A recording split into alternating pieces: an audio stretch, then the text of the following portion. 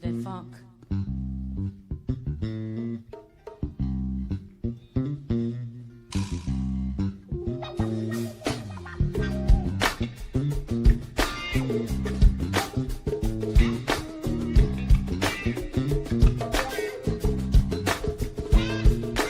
Annie, don't wear no panties. Annie, don't wear no panties. Ow, if you say Annie, don't wear no panties. It's a good thing Santa Claus didn't bring a lot of socks and drawers. Come on, say the Annie, don't wear no panties. Annie, don't wear no panties. Hey, you say it with me, say it. Don't wear no panties. Saw in the bathroom stall, was there when she took them off. Come on, go. Annie, don't wear no panties.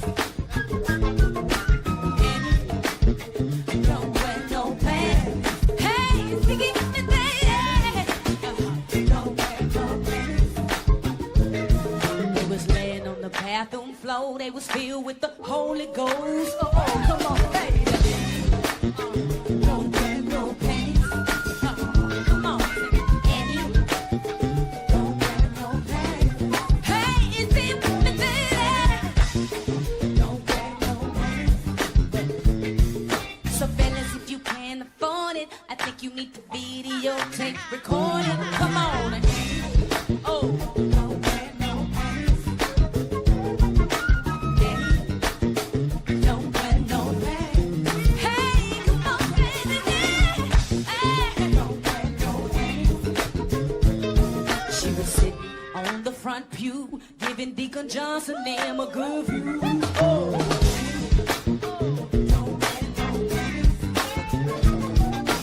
Annie, don't wear no panties. Hey, the ticket to the day. Hey, don't wear no panties. Wait, she might not have no draws, but I bet she won't forget the hot sauce. Oh, Annie, don't wear no panties. Don't wear no panties. Don't wear no panties. She was sitting on the bathroom sink, having her a faucet drink. Come on, wait. Don't wear no panties. Don't wear no panties. Hey, come on, Sandy. Don't wear no panties. Yeah, don't wear no panties.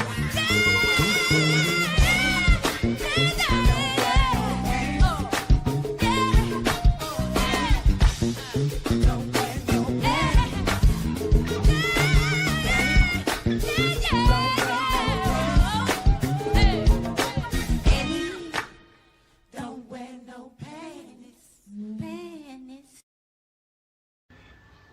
Yo, this is George Dr. Funkenstein Clinton. I told y'all mother funkers that if you're gonna get your funk on, Funktopia is the spot for your extraterrestrial funk experience. Don't believe me? Hey man, smell my finger. Go on, Christopher, do your thing. If you got funk, you got style. You're funkin' and you're styling all the while. If you got funk, you got class. You're out on the floor moving your ass. You got the funk. Give up that funk, y'all.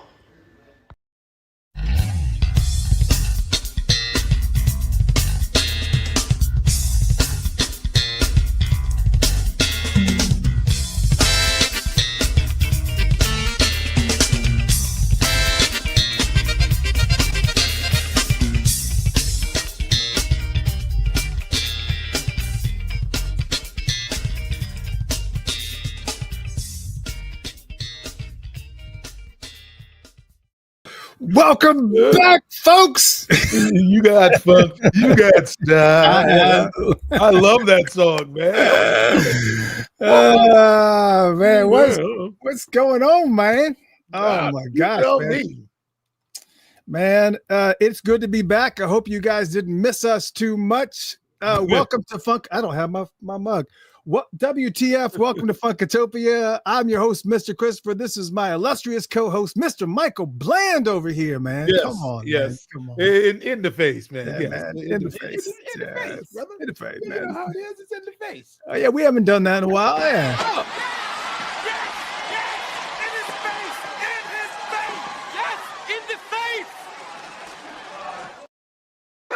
yes, in the face. He's so high with it. Yes, in the face. Oh man. All right, yeah. All right. Yeah, we took last week off. We kind of just been, bouncing around doing this, that, and the other. Yeah, so a couple little openers there. We I mean, look, when you're gone for so long, it's kind of, it is what it is. Yeah. Let me just say, first off, that song that we just opened with Erykah Badu, it's a song called Annie, Don't Wear No Panties. Yeah. And I don't know where I've been on the planet, but I had not heard that song. I had not heard that song until this past show that I went to in Atlanta a few weeks ago. And it's not on any of her albums. I think if you try to, Spotify has it like attached to America, New America Part 1, but it's not on that album. It's not on Part 2 either.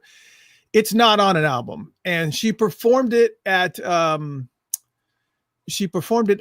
Atlanta, but the previous times that she played it was at the VH1 on the VH1 Soul Special, and she also played it at the Billboard Music Awards, I guess it was. And I had never heard the song the first time I had heard it in Atlanta, and I was sitting there just like, oh, I don't know. I thought it was a new song, and I consider myself a huge Erykah Badu fan. I thought for whatever reason, and I'm so glad I missed it, because it's like a new song to me, and it's amazing. It's so friggin' funky. You can absolutely find it online, but you can't. It's not on Spotify. It's just some random videos, and I will be uploading that video that I had with all the little funky, trippy visuals and stuff. And so, because YouTube doesn't have a problem with it, because it's not on any album, so there's no copyrights or anything. But yeah, no, it's not on Mama's Gun. It's not. She did perform it at the Mama's Gun tour, which is where I got this very expensive hoodie. I've heard it before. Maybe it was on that VH1 special. I think yes, but it was quicker. It sounded more like you make me weak in the knees. Yeah, it was a little faster. Well, that was the VH1 one that I played, but the one that you played at Billboard was slower. It was just like slower than that. Yeah, it was a lot slower than that. Maybe I'm tripping. I've heard it before. Great song. Great song. It's funky. Yeah. Great song. So I'm really, really happy. I'm definitely looking forward to her brand new album coming out with The Alchemist. And she did play a track from that. I can't remember the name of the song, but she did play a track from that on this tour too. And man, what a great show. Late as always. I think we talked about that last time. Late as always. She's just my people gonna give up CP time. Lord. Please. And as a huge fan of that genre of music, I've just kind of come to accept it, that's what it is. There's very, very few bands, and I think we talked about this last time. We talked about George Clinton and Parliament Funkadelic. Thank you, George, for that video. Yeah. George was like one of the ones that he's like, we're supposed to be on stage at 8. We go on stage at 8. Because that's funk getting ready to roll. That's 2 or 3 hours at least. Right. And then we're gonna play until all night. Mm-hmm. We'll play everything knee deep. Yeah. 4 hours of music is just like, I kind of feel like. Wait a minute, man. But before we go forward, we gotta admit that Guns N' Roses in their day, they did wear the late crown. Now we do have some white guys that will show up late. I've never Guns N' Roses played long. I've never seen Guns N' Roses play. Okay, well, I've you never seen them need to live. see them to know that they never go on time. Oh.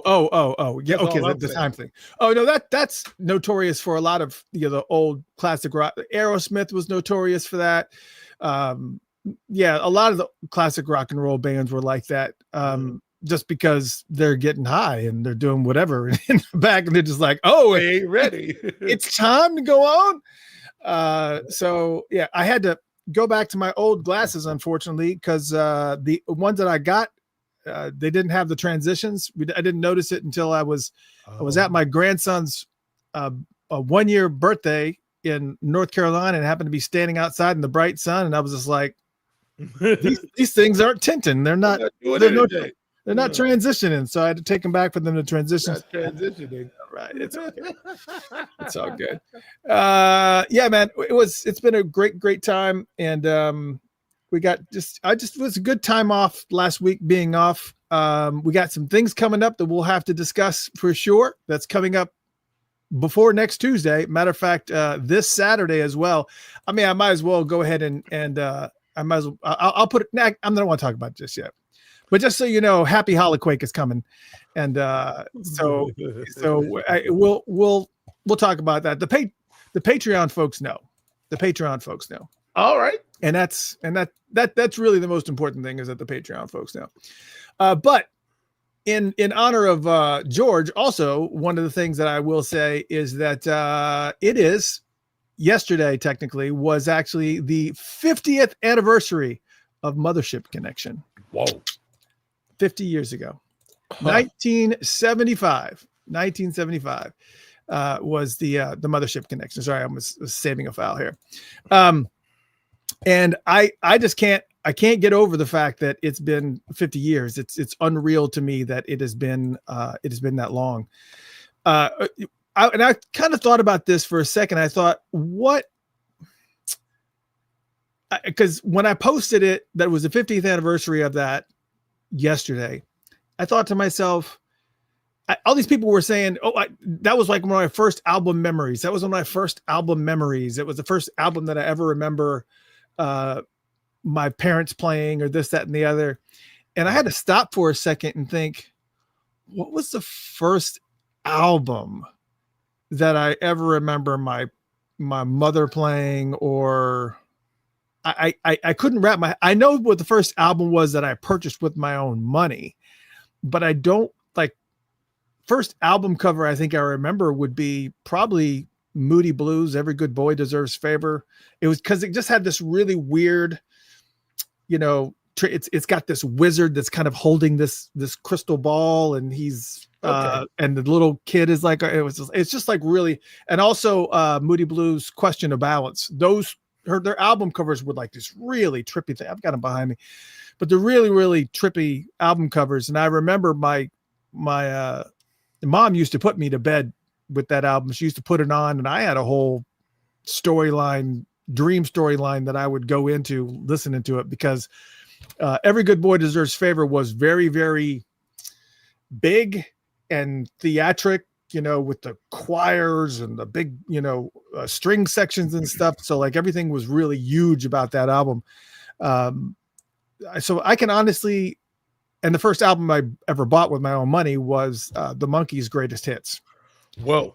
I was going to say, man, I'm like, the first two serious records I bought with my own money, I think the first one might've been the 45 of, Get Down Tonight by Casey and the Sunshine Band. Really? And I think Boogie Shoes was the B-side. But when I got serious, I went in Kmart and like with my own money went to the record section. The first two records I think I bought were Kiss Destroyer. Wow. All right. And AC/DC Back in Black. Were you living up north? I'm up north. I'm saying, but were you living in Minneapolis, or were you living? Okay, yeah. Because when I lived in Detroit, and I was a kid, and we lived in the projects of Detroit, we used to pick up, rock stations used to play all day, and Kiss was obviously huge up in Detroit for very obvious reasons.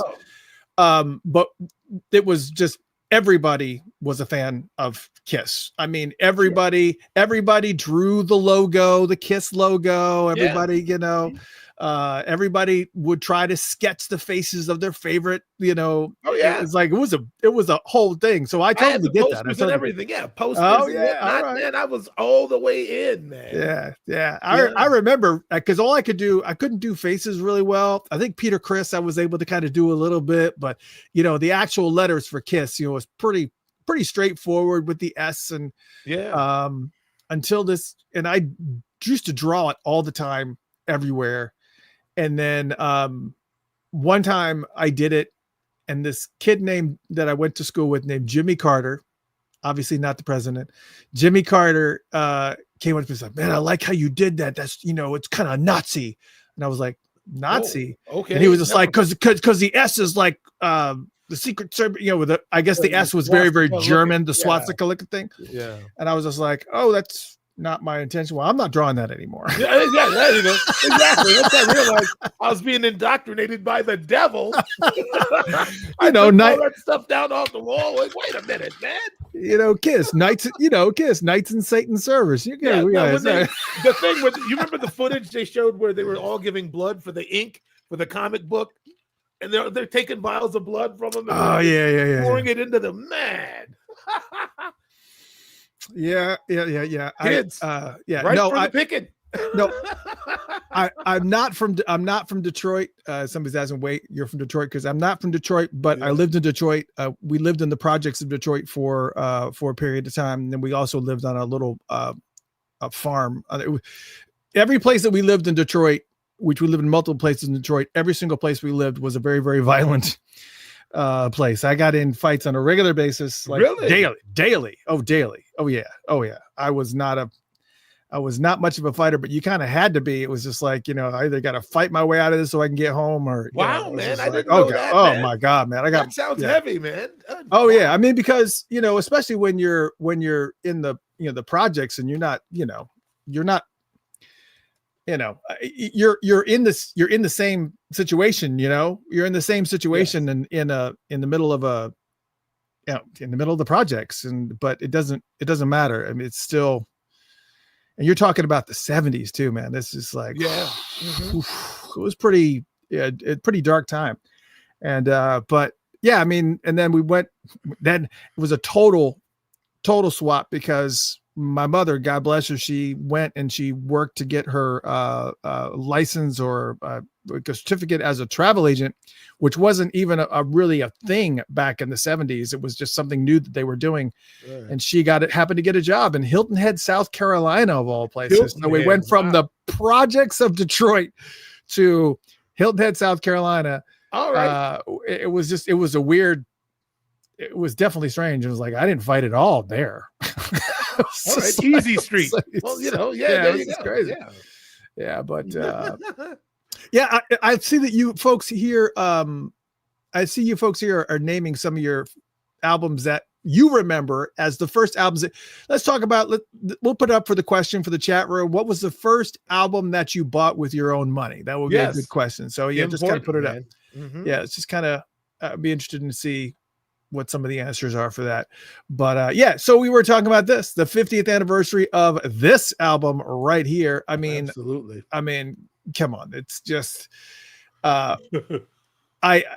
this outfit and this whole vibe that they had going was just ridiculous as it was. I mean, I still remember seeing this outfit on like videos and stuff. And I remember hearing the stories of Sly Stone doing a portion of this tour with them, and he was at the bottom of the stairs and a bottom of the ladder that came out of that, and George came out of the ladder naked.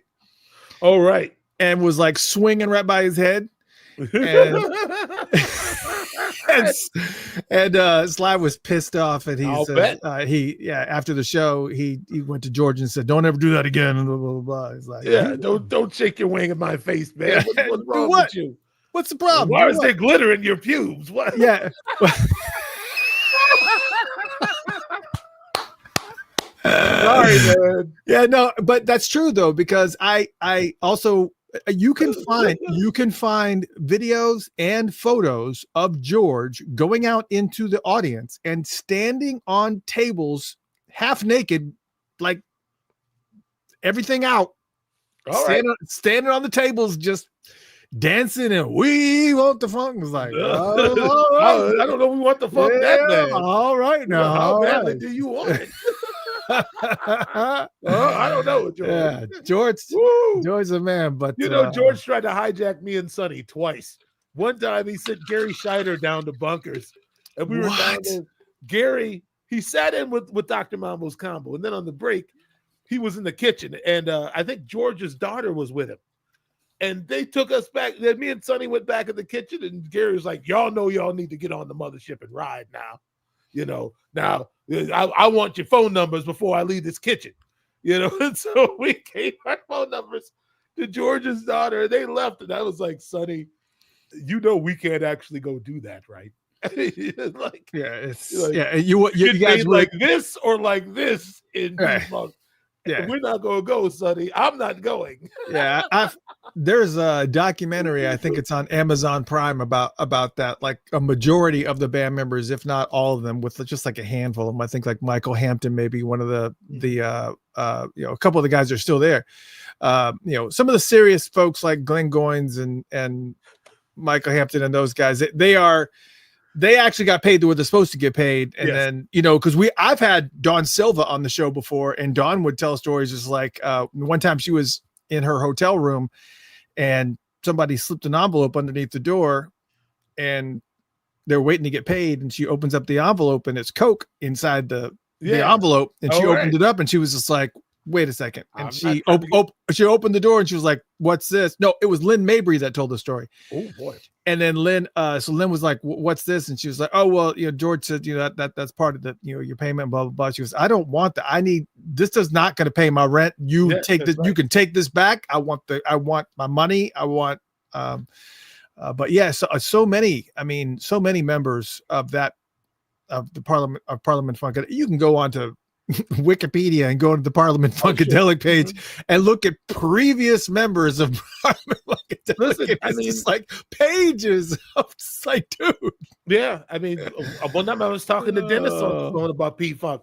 He's like, man, it was all cool. It's just George didn't want to pay nobody. It's like the music was killing. I didn't really have a problem with anybody there, but it's like, dude, Yeah, the return of money. Return to the Mothership was my third time seeing him.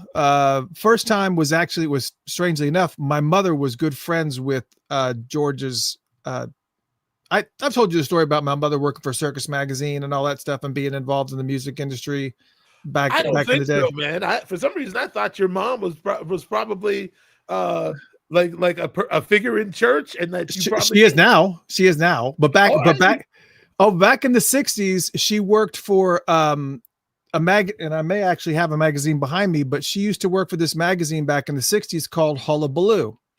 I've heard of Hullabaloo.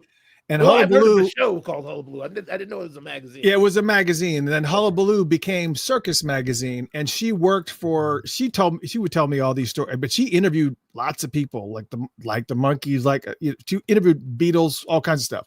Mm-hmm. And it was funny because they made up a name for the accountant. So whenever those bill collectors would call and they would ask for that person, is Bob Davis there? And they'd be like, they knew that it was a bill collector because they were looking at the accountant names. Looking for Bob. And there was no Bob. Sorry, Bob's not here. But yeah, so she was, but she knew the stage manager for George Clinton, part of it. I don't remember his name. But it was a Parliament Funkadelic reunion that happened at the Fox Theater in downtown Atlanta. It was me and my good friend Tony Halliburton, who may be here tonight. And we went down and we went backstage with, we got an opportunity to meet Bootsy and obviously I got Bootsy's autograph for Tony, but then I also, we went into the stage area where George was, and he said he's getting ready for the show, so don't spend a lot of time. And I was just like, all right, that's cool. We both went in there, and I immediately went to my knees and did this. Yeah, I did the worship thing. We're not worthy. And he goes, get the F up, man. Yeah. And I was just like, I was honored to meet you. And I got to shake his hand. And, that's obviously when he was, younger and spry and whatever else. But I've seen him so many times in concert, but a majority of the time that I got an opportunity to see him in concert, he's outlasted me every single time because when I go to a show, 2 hours is a pretty good show. 2.5 hours, you've gotten your money's worth. 3 hours, you're on. But when you've hit the 4 hour mark and you're still going, it's just like, man, I mean, for real. Yeah. It's just like, it's just a lot. It's a lot. So it's a lot. But anyways, congratulations, George. 50th anniversary of the Mothership Connection. What an album. I mean, this album had Maceo Parker and Fred Wesley on it, had the Brecker brothers on it. Obviously Bootsy Collins and, the conductor himself, George. And so, I mean, all the legendary folks were there. Bernie Worrell and Gary Scheider. And has Garrett Scheider, he's been on the show a couple. Have you ever told Garrett that story about Gary? I don't know. I mean, now I'm thinking about it. It could have been her who was with him. I'm like, I think I met George's daughter on a different occasion. I was playing with Shaka in like Pittsburgh or Philly or maybe it was like Washington. And we were walking through the parking lot and it was an outdoor show with Maze and Shaka and Ashford and Simpson.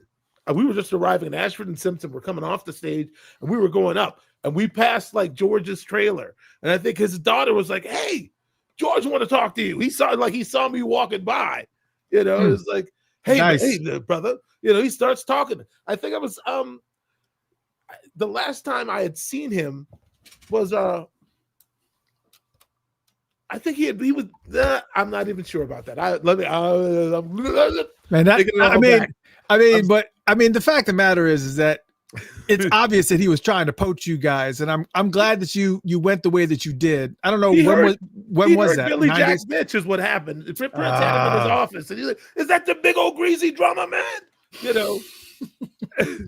I think after that it was like trying to once I was free, it was like actually Shaka. That's how Shaka found out that I was. She went to visit Prince and Paige, and she's like, "Where's that drummer at?" And Prince was like, "He doesn't play with me anymore." And Shaka was like, "Well, what's his phone number? Because I want him to play with me." I was all the way in LA, and like Simone, her tour manager at the time, got my number from like Morris Hayes or somebody, and called my voicemail, and that was like how I got to work with Shaka. So, oh man, like literally. Paige Smith has a question for you. Says, "Hi, Mr. T. Michael. Been watching your podcast for quite a while. Great show. Thank you so much. I've always wanted to ask Michael if he remembers performing with Prince and the NPG for Oprah's birthday bash at the Hyatt Regency Chicago in the 90s. It was the Diamonds Pearls era. It was the first time seeing Prince live." Yeah, I mean, I remember playing at the Hyatt Regency. She was hanging out with Saida Garrett. Yes. Yeah, it was.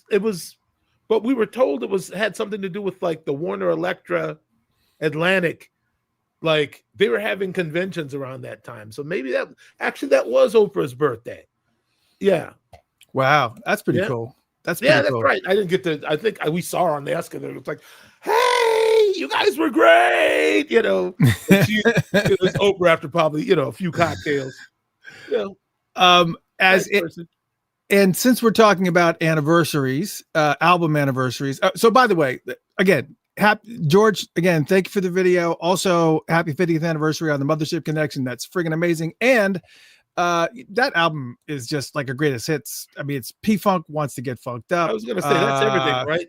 Well, no, not every. I mean, Give Up the Funk is on there. Mothership Connection. Yeah, I mean, but there's Flashlight on that? No. Oh wait, no. Flashlight's on Funk and Telecade. Yeah. So, but I mean, still a great album. But another anniversary that happened, hits home a little bit hard, is obviously the 11-year anniversary of D'Angelo and the Vanguard's Black Messiah. I thought that Jesse Johnson had made an appearance on this album, but I guess he didn't, because I looked it up, because I don't have the physical version of this. I've only had the MP3, Okay. MP3s of this, and I listened on Spotify. I listened again to this album on Spotify today, and it's just like, whew, there is a lot going on. If you need to put on this album, if you've never heard this album or spent any quiet time with Black Messiah from D'Angelo and the Vanguard, put headphones on, because there's a lot going on. I'm gonna have to. I've never actually sat down to listen to this record. I did a few times, and he approaches music very, very similar to the way Van Hunt does, where Van Hunt told me, we Van and I were having a discussion about what album was it? What I can't remember the name of the album. There was I can't remember the name of the album, but it was a couple albums past On the Jungle Floor. And I asked him, I said, the album that you've done here is just really kind of unusual. It's kind of all over the place. And I mean, it's good, but there's like, you're doing something really, really different. And he specifically said, I want to make sure that the album that I'm creating I want to create music that hasn't been done before. And he goes, I know that sounds like an impossible task, but that's what I'm shooting for. I'm trying to create something that has not been done before. And when you do that, that's how it comes out. It's unnatural because he's doing things that maybe chord progressions that you're not used to hearing. It's like, there's like certain things that are pretty much hardcore musical templates for how music is structured, chord structure wise. That's the reason why some songs that you can hear from Prince, what chords he's going to go to, or it's definitely in top 40, not necessarily Prince. Prince broke a lot of rules, but like songs like Taylor Swift and definitely a lot of Christian music that's out there now, the chord progression is it's just the reality of it. So I think that's really what D'Angelo was doing on this album here. He was trying to do things that he had not done before. I mean, there's a song on there, Sugar Daddy, on this album that sounds a lot like Chicken Grease off of Voodoo. That's the only song that's similar to something that he's done before. When I hear him, I hear one, I hear the other. But other than that, the songs in this album are just all over. And it's really, really good. And I realized when I was listening to it that there was a lot going on. And I said, I think I'm going to need to put on headphones for this. And I did. And there is a lot going on. So do yourself a favor. If you have not, I've always said this with Prince, always play Prince's albums with headphones on. Never just listen on regular speakers. You have to put headphones on because the man spent so much time burying things way, way in the back that you probably would not hear any other way. I think that really came to light with Around the World in a Day, with the remastering, the amazing remastering job that the estate did on the Around the World in a Day. We're not talking about the packaging. We're not talking about the other stuff. We're talking about the music itself. What they were able to do is bring out those pieces that you're hearing just like, I don't remember that being there. So they did a really amazing job at the remastering thing, but I don't want to talk about it negatively. Sure. But again, Black Messiah, definitely, if you have not been able to hear this album with headphones on, put them on. It's a whole different experience. It's pretty phenomenal. It's really, really good stuff. And I mean, people have been waiting for this album for 14 years. I mean, it was Voodoo. It was 14 years after Voodoo came out. Voodoo came out in 2000, and it was 14 years later. So you weren't really in the talking with Prince much in this period of time, but there was a 2-year period of time between when this album came out and Prince passed. I'm wondering what Prince thought about this album. I thought I remember him saying something about, he obviously was a fan of D'Angelo, but I don't know that I've ever heard him specifically talk about tracks or music that he's released and so like, I don't know. Yeah, it's the only thing I just remember, like what I remember about Prince, because we had started listening to Brown Sugar. Like I was over Great album. at Morris Hayes at his studio, and he was just playing Brown Sugar, the record. I was like, "What's this, man?" He said, "Man, this dude is bad. He's some producer, man. This is like, apparently was like his reel for like production, but he's like he's like a talented brother, man. He sings great, he plays great." And the next thing I know, Prince is working on that song Tomorrow that came out in the was that 2010? Was that the 2010 album? No, because that was long. No. That was long. No, that was long, but way before that. Was when they put that box set out with like The Truth and oh, okay, yeah. It was on one of those discs in there. It might have been because I'm trying to remember correctly, man. There was a Crystal Ball set that came out, right? Yes, I think they called it Crystal Ball. It had the song Crystal Ball on it, but it was not like, Yeah, well, yeah. Tomorrow was on Crystal Ball, and then there was some fiasco. Yeah, there was some fiasco that happened with the shipping for the people that pre-ordered it, and so in order to kind of appease the people that were ticked off, because these were fans that were pre-ordering it and had been given the opportunity to pre-order it, and I just never trusted it. I just said I'll just wait for it to come out. But so that's the reason why The Truth kind of got sandwiched in as I got it. That's consolation prize. Yeah, I mean, my only point is just that I remember hearing that song and him saying something about D'Angelo, and he's like, I'm gonna make that boy turn that falsetto loose. Like Prince could have a lot of respect for someone's artistry, but it doesn't mean he puts down the competitive side of things. It's right. There's still only room for one Prince. Like he could love what you're doing, but he's looking for a way to beat it.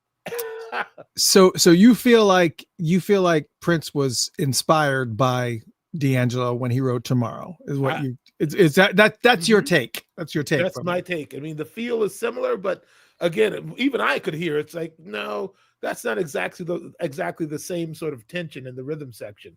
There's a very sort of late and wobbly sort of quality to the way D'Angelo, how those tracks sound. It's like the bass is like, that's a good explanation. That's a good well, and that was Thundercat doing his weirdness. In anybody else's wheelhouse, that's incorrect. But they developed this sort of style and this sound between like Quest and Pino and probably what's the dude from Philly, Charlie Hunter. Like it's a thing. It's a colloquial sort of thing that they were doing. I could hear that straight off because I'm like, everybody's playing in the right spot for a certain thing to happen, but the bass is behind the drums. The hi-hat is is kind of forward, but the snare is kind of back. It's you can't get that on the drum machine, which is why Jay Dilla was Jay Dilla. He did things that nobody else had the patience or the ingenuity to do. Yeah, and he also heard things that people did not hear. Yeah, he just had different ears. Yeah, he wanted to. He was after something, and same with them. But I'm just all to say that I never liked it when Prince's influences were being worn on his sleeve. I didn't care for that. I like Prince more when he sort of was generally referential, like he could draw from anything. Yeah, it's like I get that because I didn't understand when I saw Betsy by Golly Wow, I was just like, I can appreciate that you like that song, but you really didn't do anything really too different with it. He was just working on a covers record at the time. That's the only reason he was doing that. I don't know why he had to put it out, but I don't remember him. Any discussion about him working on a covers record? It was just something he said to me in passing. Really? He said, do you know of any other songs that I know that? Well, I mean, you got a couple that came out on Emancipation. I Can't Make You Love Me. He put out. Yeah. The Bonnie Raitt track. He did the Bonnie Raitt song. So and he also did La La La Means I Love You on that Emancipation. So you see, he was working on a project So you can tie those styles together and kind of get an idea of what he was probably trying to do. And But also one day I was in Studio A and I saw the lyrics to "Thank You for Letting Me Be Myself" again on like right on the console. I'm like, whoa, is he re-recording that? Is he? I could see Prince playing the shit out of that bass for sure. Out of all of it, but I could absolutely, because that's his playing style. He's like, it's the he funk loves to Bible. pluck. That song alone is everything you need to know about funk is happening there. Yeah. That's yeah. I mean, it's always good to have, to kind of hear some of these perspectives. And that's interesting to know that he was making a cover album, though, because of how vitriol is not the right word, but how he was not a fan of when other people recorded his songs. It's like, I just don't have any rights, and he was going to do a whole album of it. Yes. Other people was like, you mean, you're talking about in a business sense. Like, why would you do that? Well, you know what? I hadn't thought about that. That's it's kind of unusual because, I mean, obviously he's paying homage to the people that he admires or, had some type of influence or because he did, a lot of people don't know this.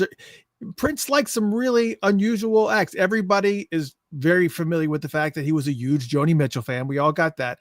A lot of people did not know that he was a fan of The Fix, which I loved because I was a huge Fix fan back in the 80s. I mean, besides One Thing Leads to Another and Saved by Zero and all that other stuff, but I was a huge Fix fan back in the 80s. Matter of fact, during that parallel, I was actually more of a hardcore Fix fan than I was a Prince fan. And of course, then that tilted, but he also was friends with Gary Newman. He was a big Gary Newman fan. He just liked really unusual acts. So Bonnie Raitt was not a surprise. He just liked good songwriting, no matter where it came from. He gushed about like the Pretenders' first couple of records. He loved those records. He loved Dolly Parton. He loved her voice. He's like, her voice is pitch perfect. I could listen to her sing anything. Yeah, and a lot of people feel that way. Yeah, and Jesse Johnson is a massive B-52s fan.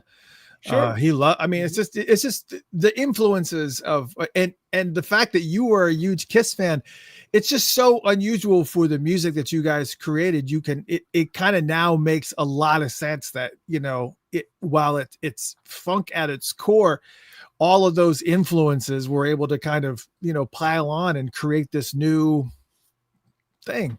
Welcome, by the way, Lady Blind Wolf, new to the channel. Thank you. We'll say how do you in a second. Thank you. I was just going to say, I was just talking about this with somebody today. I don't know if you've ever heard of a band called The Replacements from Minneapolis. Yes. Like big college rock band, kind of Soul Asylum, Husker Du, they all kind of came up together. Yeah. And then Soul Asylum eclipsed everyone, obviously. So anyway, but my first time going to Paul Westerberg's house, we were rehearsing in his basement for a tour I was doing in 90. I went out on the road with him in summer of 96, I want to say. And I went to his house and, I'm expecting to see like, this sort of homage to like punk rock or maybe, like Velvet Underground, like all the usual suspects. But I go in his bathroom, there's a huge poster of Thelonious Monk. And he's showing me these books on like Dexter Gordon and Duke Ellington. And he's like all the way into like jazz. And you would never know from his music that his imagination was captured by this whole other thing, It's like we're not always what we taste like. You know what I mean? Yeah. It's like that's the thing. I mean, Perner, the first time I went out to dinner with Dan Murphy and Dave Perner from Soul Asylum, I had just joined the band. We were working on a new record. And somebody turned on like the 70s station and like all the black records, like Lattimore, like some dank, like Bobby Blue Bland, like they knew all of it, It's like you wouldn't think of their music in that respect, but it's like full on, like all the way immersed in like hardcore 70s black music, man. So it's just, I'm saying it's like it's actually not surprising when you start to understand like we don't necessarily sound like our influences. I mean, maybe we do in some way, but a lot of that might be like subconscious. But I guess what I'm saying is we don't just consume the type of music that we make. Oh yeah, no, and that's it. Yeah, I think it really has to do also with how you vibe with whatever your construction is of the pentatonic scale in your head. And absolutely. So I mean, I think it's just I view the pentatonic scale in one way, and if a band gravitates towards a different sort of harmonic, the chord progressions and the harmonics that that I'm wanting to do naturally, regardless of how aggressive or whatever. Yeah, I can see that though. I think, and as I was saying, with Prince, it was just he gravitated towards just great songwriting, and I think all musicians do that. I think it's just like they appreciate other musicians on their instrument. I mean, and I'll tell you what, I'll take it one step further, because while I was working on Paul Westerberg was working in Paisley for a little while on his second solo album. It was called Eventually. It was also on Warner Brothers. He was in did Prince ever come into the studio when he was there, or not that I saw, but it was around the time that Bob Stinson, the original lead guitar player, had died. And Paul came in one morning in the studio, and they turned the light on in the control room, and it was full of balloons. And Prince did that for Paul. Like, Prince was very keyed in to the local scene. He knew what everybody else was doing, and they knew what he was doing. What was the purpose of the balloons? I think just to cheer him up, because his friend had died. Okay. Yeah. Huh. And wow. Yeah, I mean, same with Stand Up and Be Strong. Like, I walk in to Paisley to do a session with Prince. And Burner song, yeah. He says, "How come that song's not a hit?" I said, it was on a small, like, subsidiary of Sony. Like, they mostly did re-releases. He's like, "That song's a hit." And by the end of the session, he was asking, he said, I want to cover that song. Like, but I don't want to do it without Dave's permission. I stepped out into the hallway out of Studio A and called Perner and to ask him. Prince didn't want to touch the song without Dave's blessing, So I know, and as a red herring, back to what you were saying about covering up other people's music, I don't know what the circumstances might have been. He may have actually asked for the permission of every single song that he covered. You know what I mean? Like, if he had that much respect for Dave, certainly, if he's going to cover, like, well, that goes back. There's obviously a lot of that's kind of funny. This is this weird dichotomy with Prince, because we've heard plenty of stories of Prince ripping off other artists, of taking material that other people have written, kind of structuring it away. I mean, the famous story with Brown Mark and the song Kiss, and all the restructuring and things that they did with that song and the creation of it. All that being said, his going back and calling people that if he felt like he legitimately was stepping on some toes goes back to his Purple Rain's probably one of the earliest stories that I remember, because he said that song sounded like Journey's song. Mm-hmm. And he called whoever was at the helm at that time. I don't know if it was Steve Perry or whoever it was, that he called and said, Purple Rain kind of has the same chord progression as your song. Do you have a problem with this? And they said they heard the song and they said, no, it sounds great. I don't have any problem with it. No. So yeah, I think, there's that part of it that's a professional courtesy type of thing. But yes. And as seriously as he took the business, really, I think that he was, if there was any possibility that he was encroaching on someone else's territory, in a disrespectful way, I think he would have been the first to try to do something about it. Yeah. Yeah, obviously. Listen, I got to pause for a second. Let me just thank you amazing people here in the chat room. I'm seeing so much positivity here, and we greatly appreciate it. Yes. Yeah. Thank you, James Curry. I appreciate it. Unbelievable. Thank you, Susan, talking about how she loving the stories and all these positive comments that you guys. I wanted to make sure that we did call out Lady Blind Wolf, who is new to the channel. Welcome to Funkatopia, WTF, as we say. I actually do have a we have WTF mugs here. Welcome to Funkatopia. You can go to funkatopia.com/shop and pick up one of those. WTF, welcome to Funkatopia. Right. If you're new here, please let us know, because we're a pretty friendly bunch. We love all folks. We talk about just about everything. This is a free for all. Yeah. She's just listening while she's cleaning and feeding animals. All right, well, you feed on. Yeah, I've got plenty of animals to feed myself. That's right. Yeah, just kind of. Yeah. So yeah, if you're new here, thank you so much. And of course, all you OGs that are in here, the Electric Vibe. That is another, for those who like Purple Podcast, the Electric Vibe is a great, great Purple Podcast. Go check those guys out, cooking those guys. Man, we got so many OGs in the house. Lisa LeBeau and Joni is in here. I'm sure John Frost is in here somewhere. Susan Peterson, all you fine folks. You got some OGs in the house. OG Funkatopians. Speaking of which, let's take a little small commercial break. Just really quick. I'm going to kind of tell you guys some of the ways that you can support Funkatopia. You've heard us do that. You've heard this often enough, man. Yeah. You guys have heard us say we literally are doing this for free. We love to talk music. Michael is my brother from another mother. We talk regularly. Like even when we're not doing this, we talk on the phone all the time. No, we're real friends. We don't just play friends on the air. We're actually friends. So, but we love talking about music and we love geeking out on things, especially all Purple things with you guys. There's multiple ways that you can support us. Obviously you can see the scroll that's down underneath. Patreon.com/Funkatopia. That's Patreon, Patreon, because I assume that without the E, because you're supposed to be a patron supporter, but I think it's probably taken by Patron, like the liquor, probably, I'd imagine. So they probably put an E in there.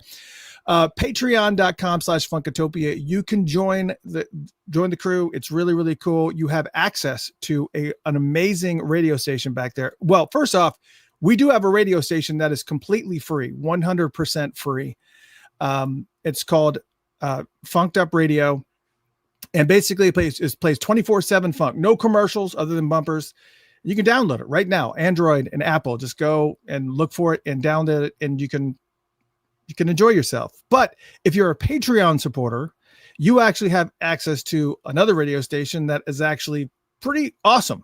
Not only do you get to support us, and I give out all kinds of gifts at the beginning of the month and some physical gifts like I did this year, but you also have access to this really cool radio station that's 24/7 Prince.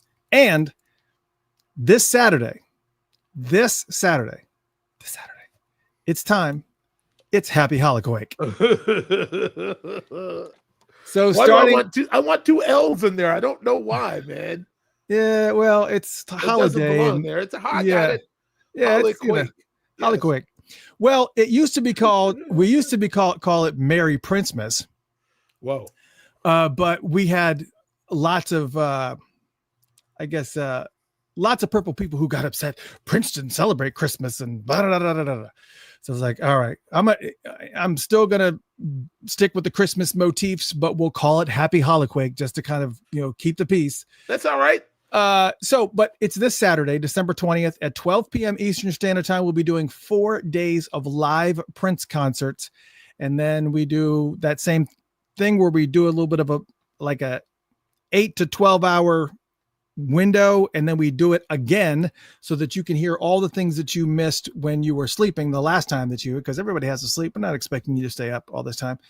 So 4 days of live Prince concerts, and then we do it again. So it's literally 8 days of live concerts, and it will span every decade of his career. We start in 1980 and go all the way, 1980, and then we go all the way to 2016, but we don't do it in chronological order. We kind of mix it up because of the fact in the early days he really didn't have a lot of songs. I mean, I'm sure that he did, but not finish.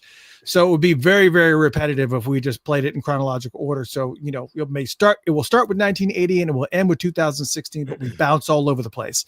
Great. And it's a lot of fun. but you can only hear it if you're a Patreon supporter. So patreon.com/Funkatopia is how you listen to that. Happy Holoquake starts this Saturday at 12 p.m. And I hope you guys will tune in. It's a lot of fun. And I hope you guys will join it. A couple other quick ways that you can do it real quick. If you do a lot of Christmas shopping on Amazon, Funkatopia has an Amazon affiliate account. It will be awesome. Doesn't matter what you buy. You don't have to buy anything music, but if you guys would go to funkatopia.com/Amazon, again, it's just funkatopia.com/Amazon. It will take you right to Amazon and you won't notice anything different. But since it's an affiliate link, I might get commission for anything that you buy if it offers commission. I know that sounds really janky or whatever, but these are the ways that we're trying to figure out creative ways that we're not going to interrupt your lives. We're not like, we're trying to, build value, and that doesn't do anything. You go to funkatopia.com/Amazon. It's going to take you right to Amazon. You won't notice anything. But if you do your Christmas shopping, please go through that link and then do your Amazon shopping. You're not going to see anything different, but it will help out greatly. I'm just trying to be creative about ways that we can kind of keep this moving, because if we can actually start to be profitable in this venture here, we can do a lot more. There's going to be so much that we'd be able to do. We do have some things that we're planning, but for right now, I don't have anything to announce to you. So do that, please. We appreciate it. I did have one more thing, but I don't want to do it right now because it's getting excessive. All right. Also, to let you know, Funkatopia Live is not endorsed or affiliated with Prince or Paisley Park or the Prince Estate. It's just Michael and I just talking and shooting the shit. And I hope you guys having a good time. And that's it. Yeah. Awesome. Appreciate Rumor it. and conjecture. That's right. Rumor and conjecture. And since I wanted to show this too, because there's something else that's happening this Saturday, not just this, but there's something else that is happening. There is a celebration of life for Jelly Bean Johnson that is happening. I'm sorry, I'm pulling up the link right now, so because I did not have it written down on the script or whatever. But for those who live up in the, oh my goodness, it's wanting me to log in. I'll want me to log into Facebook, but that's okay. I'm just going to pull up this other profile where I'm already logged in. But basically, if you're up in the Minneapolis area, it's this Saturday. And obviously, for those who don't know, the legendary Jelly Bean Johnson passed away on November 21st. Right. And just days after celebrating his 69th birthday. And this Saturday at the Shiloh Temple, they are doing a big, which happens to be on 1201 West Broadway Avenue in Minneapolis. Yes. And it's going to be, Pete Rhodes is going to be the master of ceremonies, and there's going to be performances by the Sounds of Blackness and Monique Blakely. And it's going to be the service from 11 to 2. And of course, there's also something that's happening with family and close friends only afterwards. But there's a couple of different events too. There's a music event. There's a public celebration that will take place again, also in Minneapolis, where James Popeye Greer is the master of ceremonies also. And that's going to be a lot of fun. All of this information. Oh, I'm sorry. And JB and the Routine is going to be at the Minnesota Music Cafe that night. So Saturday, December 20th, there's 3 events going pow, pow, pow. So if you really want to give some homage to Jelly Bean and you happen to be up in the Minneapolis area, or you can get there without, too much of a hassle, please do. Because he's worthy. Being worthy, man. Yeah.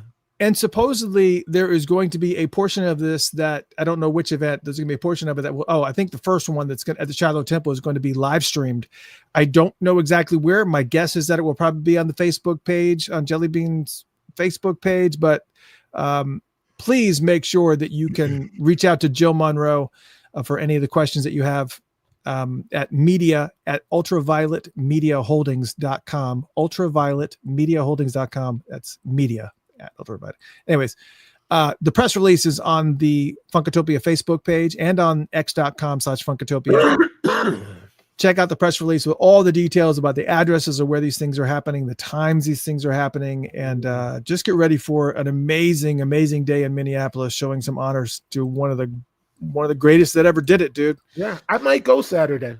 I'm gonna have to see. Man, yeah, it's like to the early thing. Definitely, I would be. Yeah, it looks like it'd be a pretty fun event. Yeah, I mean the early one with Sounds of Blackness, and I mean, yeah, oof. That'd be the one. Yeah, a lot of stuff going on. But yeah, it's going to be a lot of fun. Please make sure facebook.com/Funkatopia and read that press release. Also X. I don't think I put it on Instagram because it makes it small and weird. So anyways, but yeah, lots of cool stuff, man. Lots of cool stuff. Yeah. Let's take a quick brain break, and I am going to I'm going to play you something that I think was kind of weird. I'd never heard this before. It's just a 37-second brain break, and it is a German singer by the name of Anna Maria Heffel, and she did this viral video that showcases her voice. She's able to do polyphonic overtone singing, which is basically she's singing two notes at the same time. And I can't really explain it, but apparently it's such an amazing feat that they've literally studied her and even put her through an MRI machine to understand exactly how she's doing, what she's doing. It's just a vocal technique that she uses with it's just unusual. Let's take a brain break and watch her, and you guys judge for yourself what this. This won't be a brain break for me. I'm gonna have to try to figure out what's going on. Yeah, it's pretty intense, but it's just brain break by meaning let you take a sip and everything. Yeah. All right, enjoy this. Overtone singing is a voice technique where one person sings two notes at the same time.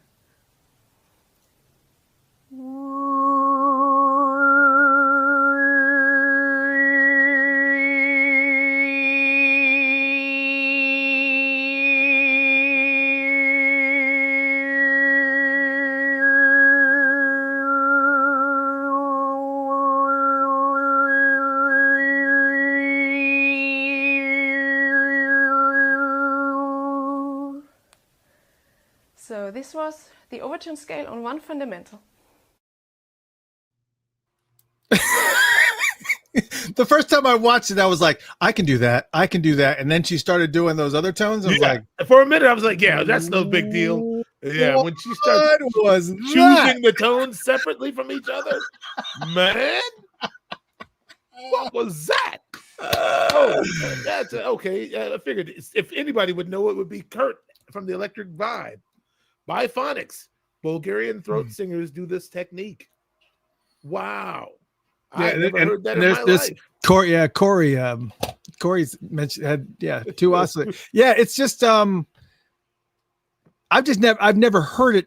I guess I've never heard it done that way. I think if I've ever heard it, I thought maybe it was just like another track, not like you're doing it at the same time as that's just crazy. It's just, anyways. Wow. Yeah, that was the first time I saw that today. I was like, I don't understand. No, me neither.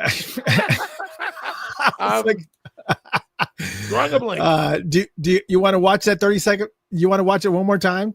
Yes, I would be. Okay. I would like to see that again. All right, we're gonna watch it one more time.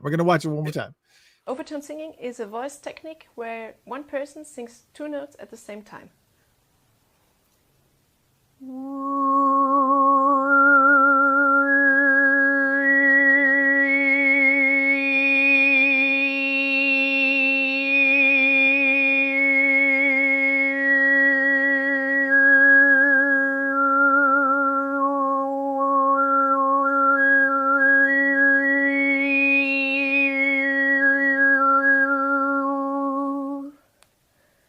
So this was the overtone scale on one fundamental. Yeah, all right. It doesn't help that she's so cool about it. Yeah, so this is that and thing that only aliens can do, and Next will be microwaving ravioli. Watch. Yeah. She's going to make some goulash right after if my goulash is on the stove. I know I have to go. Goulash Okay. is burning. Have you ever? I got another brain break. This one's not. It's something I didn't know. I was today years old when I learned this. Seems like if I had thought about it, I probably would have learned it. But I found this TikTok video of this girl that's talking about your nostrils and the sense of smell, and how your right nostril is tied to your left side of your brain, and how your left nostril is tied to your right side of your brain, and you can actually. I was today years old when I learned this, so let's just let her explain it, and we'll talk about it. All right. So your nose, it's not just for smelling candles and judging people's hygiene. It is actually a remote control for your nervous system. Blew my mind, learned about this a little while back, and I want to share it with you because it's been super, super helpful for me. So here's how it works. Each nostril connects to a different side of your brain, and your brain controls your entire mood, focus, energy, everything. Your left nostril connects to your right brain, which is the side that processes emotion, intuition, calm. So when you breathe through your left nostril only, you're going to activate the parasympathetic nervous system, which is rest and digest mode. Your heart rate's going to slow, cortisol's going to drop, and you're going to stop planning hypothetical arguments with people from 2009. Now on the flip side, your right nostril connects to your left brain, which is logic, focus, action. You breathe through your right nostril only, and boom, you're gonna wake up the sympathetic nervous system, AKA get stuff done mode. Your heart rate's gonna go up, blood flow's gonna increase to your muscles, and your brain's gonna finally remember how to do your taxes. And what's wild, this is called nasal cycle modulation. Our bodies are actually switching nostril dominance every few hours to keep us balanced. But here's the thing, we can override that manually with our thumbs. It's like a medieval brain hack. So yeah, you got a built-in mood switch on your face, no app, no supplements, just vibes and anatomy. So save this for the next time your nervous system feels like dial-up internet. I was today years old when I learned that. And I obviously knew that the sense of smell had an effect on brain and emotion. And I mean, that's the whole purpose of incense, right? Yes. But I guess the portion that I did not recognize is the type of sense that you're doing, and that blocking one side of that they're tied to different. That's just bizarre to me, because even physiologically, I thought it was just too. I guess because it's tied to your throat, I didn't really make the connection with the brain. I just thought the actual sense of smell, or the sense, SCENTS, would trigger certain things emotionally or whatever. And I realized that particular part of it, but to know that each nostril is tied to a specific hemisphere of the brain is like, what? Yeah. Who knew? Yeah, that's crazy. So I'm glad that you didn't know either, because, and I'm curious if anybody else didn't know. I didn't know. I'm one of these people. I've had somebody tell me, I like watching your show because if you don't know something, you say you don't know. You don't pretend like you know. Yeah, I think you know what, man. I think that's the thing, is that we've figured out a way to be somehow authentic in our sort of just like our delivery here. Somehow we managed to say what we need to say. Yep. Without really, upsetting too many people. It's plenty of time left. Yeah. Yeah. We got a whole other hour. we got a whole other hour. The night's not over yet, right? Yeah. So all right. So this next section, the last hour that we'll do here. So it's interesting brain break, 2 interesting brain breaks, polyphonic vocal things or whatever, and then the whole nose thing. So now I want to get back to, which I know that everybody's interested in. I want to ask you a couple of Prince questions that I've been thinking about, and I don't know if I ever asked you specifics about this, because I've always kind of wondered about I don't know how to explain it. there, I don't recall ever seeing a bad picture or a video of Prince or a video of him, messing up or tripping or whatever. I mean, if I did, it was like he made it look cool or whatever. I mean, I think I've only seen him fail. I've only seen one fail video that I can think of, and that was the New Year's Eve performance with Michael Jackson and James Brown. Oh yeah, where he grabbed onto the lamppost that was not affixed, and he fell off into the crowd. And he was so pissed about it that he tried to run over Michael Jackson and Michael Jackson's mama, according to Quincy Jones. Yeah, yeah. So, anyways, but I mean, even little things like, it happens to everybody. Even little things like, you go out and, one of your collars is turned up, or it's turned up in the back, or your hair is askew, or your shoelace is untied, or whatever. I mean, those are things that happen, that seemingly happen to everybody. And it seems like when you're famous, cameras are always following you around to every little thing that you do. And they just can't seem to capture anything with this dude. Or, maybe if they do, maybe he's like tracked him down and said, you can't publish that or whatever. But like, I was thinking about the fact that I'm kind of glad that I'm not famous in that way, because for instance, I am going to get to a question here, but I'm going off on one of my rabbit holes right now. Take your time. I went to go see this Thursday. I'm going to go see the new Avatar movie.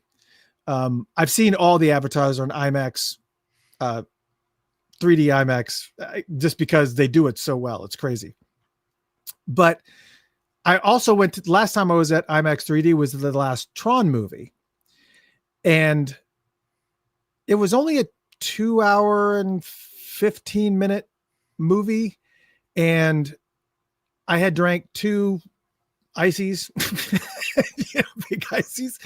And I had to get up to go to the restroom twice in a 2 hour and 15-minute movie. It was just like one of these weird things. It was just like, it wasn't like, oh, I can hold it. It was just like, oh my God, I can't hold it type of going. Do you remember what flavor the ices were? I just wanted to. Yeah, it was cherry Coke. Yeah. It's cherry and Coke. I did the cherry Coke mix. Yeah. And I was thinking, if I was famous, it would just be a matter of time before it'd be like, TMZ reports that Mr. Christopher must have a UTI. He got up twice in the middle of the question is, bladder the size of a peanut. Mr. Christopher's got some problems. And so I'm glad I'm not famous in that way. My question to you is, you spent a lot of time with him, obviously, on the road and touring and everything. And they can't capture, again, whatever the witchcraft or mojo that's going on, where they can't ever capture this guy, something weird happening. What can you remember any stories where, I mean, even something, it was seemingly innocuous. Can you think of anything that you're like, well, he's lucky the camera wasn't around for that? Well, one time I followed him off the bus. We were like in Germany somewhere, and he had been kind of resting his head on like the headrest. And I noticed when he got up to do the cool jog out the bus, his hair was kind of parted in the back, like I could kind of see his skull. And I was gonna say something, and it was like, I'm 20 years old, man. I'm like, oh. And he was moving quick. I didn't hardly have a chance to say anything. I saw him that there was that. Did anybody ever run up and like fix his hair real quick, or? I think he went all the way in the hotel before anybody did anything. I bet Joey or Dwayne probably, hey, bro, or like covered him with an umbrella real quick. At least Hucky. Hey, bro, Oh, somebody probably caught it, but he and I were the last ones on the bus, and security was like getting the people back because there was a huge crowd of people in front of the hotel. Have you ever seen him trip or? I mean, I know for a fact that he had accidents, man. I mean, yeah, he had a car accident one time. I remember there was the that car accident that happened, I guess, somewhere out in Chanhassen or whatever. Yeah, on Highway 5. Yeah, it was. Yeah. Right, it was right. He flipped the Thunderbird, and Dwayne heard about it and drove out there right quick up Highway 5, and Prince was coming out the suicide doors, you know, and Dwayne was trying to lighten the mood and he said, "Oh, you all right?" He said, "For a minute, I saw my check go up in smoke." You know, he was just making a joke. Yeah, you said the story. But then oh, you heard the story before that? No, I think it's just like hearing it new. Go ahead. Yeah, he says, "Oh man, for a minute I saw my, trying to like lighten the mood." And he said, Prince looked him in the face and said, "Is that all you care about?" Yeah, You just wrecked this Thunderbird. Yeah. Oh my God. Yeah. No, exactly. Yeah, Hucky, like Kurt just said, he liked to drive quick. Yeah, definitely. Yeah, man. But other than that, I can tell you one story that I don't know if I've ever told anyone in public, and I don't know if it's flattering or not, but it's definitely. We were in the studio in it. If y'all can get mad if you want. Nobody's gonna get mad. All right, but we were cutting, and Prince jumped up, and he's like, "I'll be back." He often did this. He had something to do. He, have business to take care of and elsewhere, someone to meet, But one day, he was scurrying quickly across the atrium, and a guy who used to valet for me. He used to drive me back and forth. I don't drive. I've never had a license, so I had a guy who picked me up. Why didn't I know that about you? I don't. Some of us don't. Okay, all right, that's good. So he's sitting in the atrium waiting for me. He's sitting in the middle of Paisley, and he said he's out. He tells me later when we're leaving, he said, "I saw Prince." He said, "I saw him scurry across the courtyard, man. But he never went upstairs. So I thought maybe he went further back in the building." He said, "I went to use the bathroom, and he said I used the urinal. There's a urinal on the lower level of Paisley, like it's toilets, like near where there used to be a payphone. Anyway, on the main level, on your way back to the soundstage, he goes in there and he does his business, and then he goes to the sink. And while he's washing his hands, he looks in the mirror. He said, "I looked in the mirror and I saw these little green shoes, the little green shoes." With pinstripes on them, it's Prince is in here, He said, "I cleaned up real quick," but this dude was such a smart aleck, man. Well, from underneath he saw his feet underneath. He was in the stall, and he said, "I started to turn the lights out on him on my way out." Like, don't do that, man. We'll both be fired. Wow, the first story ever of somebody seeing Prince take a shit. So there you go. He does, folks. He does. Mm-hmm. Yeah. So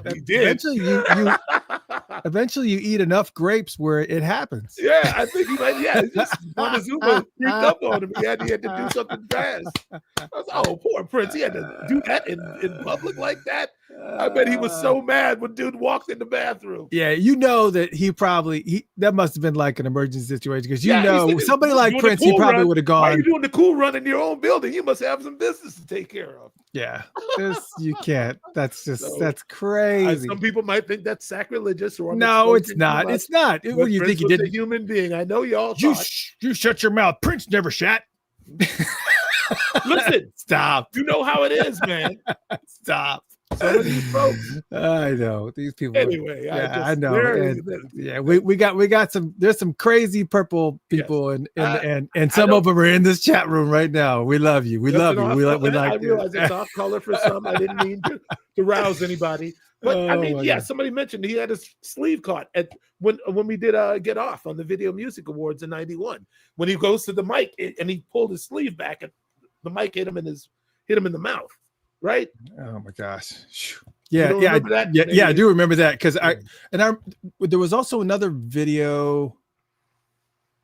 There was another video where I remember him tussling with the microphone, but it wasn't that one. It was something where it was like caught on something or snap. But yeah, I mean, those moments are so few and far between. And as far as photos are concerned, you just don't see bad photos of Prince. It's just like you just don't. I mean, I know they exist. Sure. Almost not one bad camera angle in any Like, I mean, yeah, she had a remarkable amount of control over his image, I guess. Really? Yeah. Oh, absolutely. Yeah, absolutely. I mean, yeah. there was a couple of bad photos I remember seeing from 2016. Some really bad looking photos that I'd seen that somebody had released posthumously, obviously. But man, wow. So it's just so amazing to think of all the stories that you have tucked away in the back of your brain that if I asked the right questions, you'd be like, oh yeah, you know what? There was a time. You know, that's what we pride ourselves on doing here at Funkatopia anyways, whenever we have a special guest, is trying to ask those right questions to get those new nuggets. It takes the right questions. You're absolutely right. Yes, Joni's right. There are some less flattering pics. Yes, the one pic that I could think of that he approved was the one where he's like the fishnet shirt with the Batman and the roller skating on the basketball with the roller blades on, and I don't know if I would have released that one, but he thought it was all right. With the bikini briefs. Yeah, hey, listen. Yeah. But the guy, I mean, that's the other thing too, is that the guy really didn't have a bunch of, everybody has angles that are not flattering, whether it's, you know, from the top or from the bottom or from the sides or from the back. He just didn't have a whole bunch of unflattering sides. No, but I mean, it's, I think some of it, I mean, it's not like he wasn't a handsome dude. No, yeah, right. Yeah. So, I mean, when you start with good stock, and then you obsess over how you're projecting yourself into the world, you know.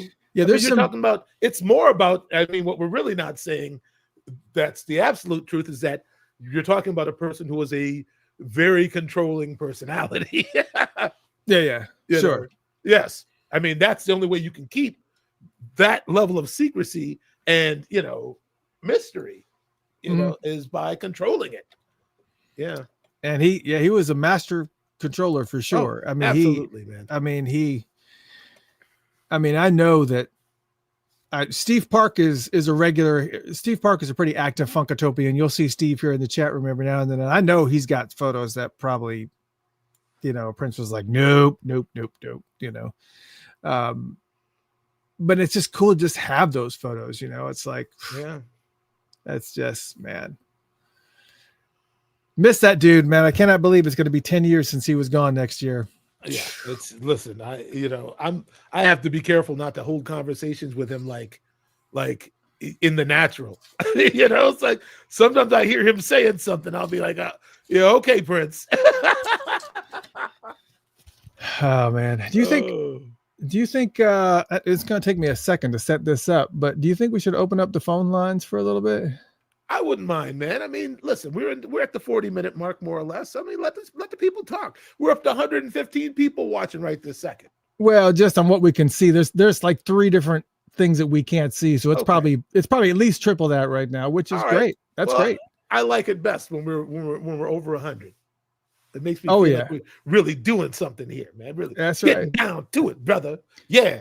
Yeah, I remember when MPG used to do their lives, they would just sit there and not play. Like Morris Hayes would put up his phone and they wouldn't play until it got over 100. It was like, we're not playing nothing. This is not happening.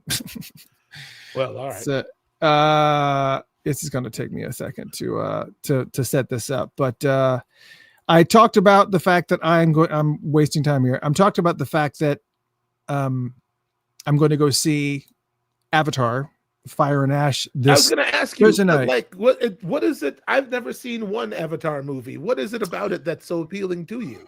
Well, first off, I like original IPs. I like movies that tell stories and use characters that, unlike something that has been done before, it's still, the storyline of it is basically that there are these, they're not aliens.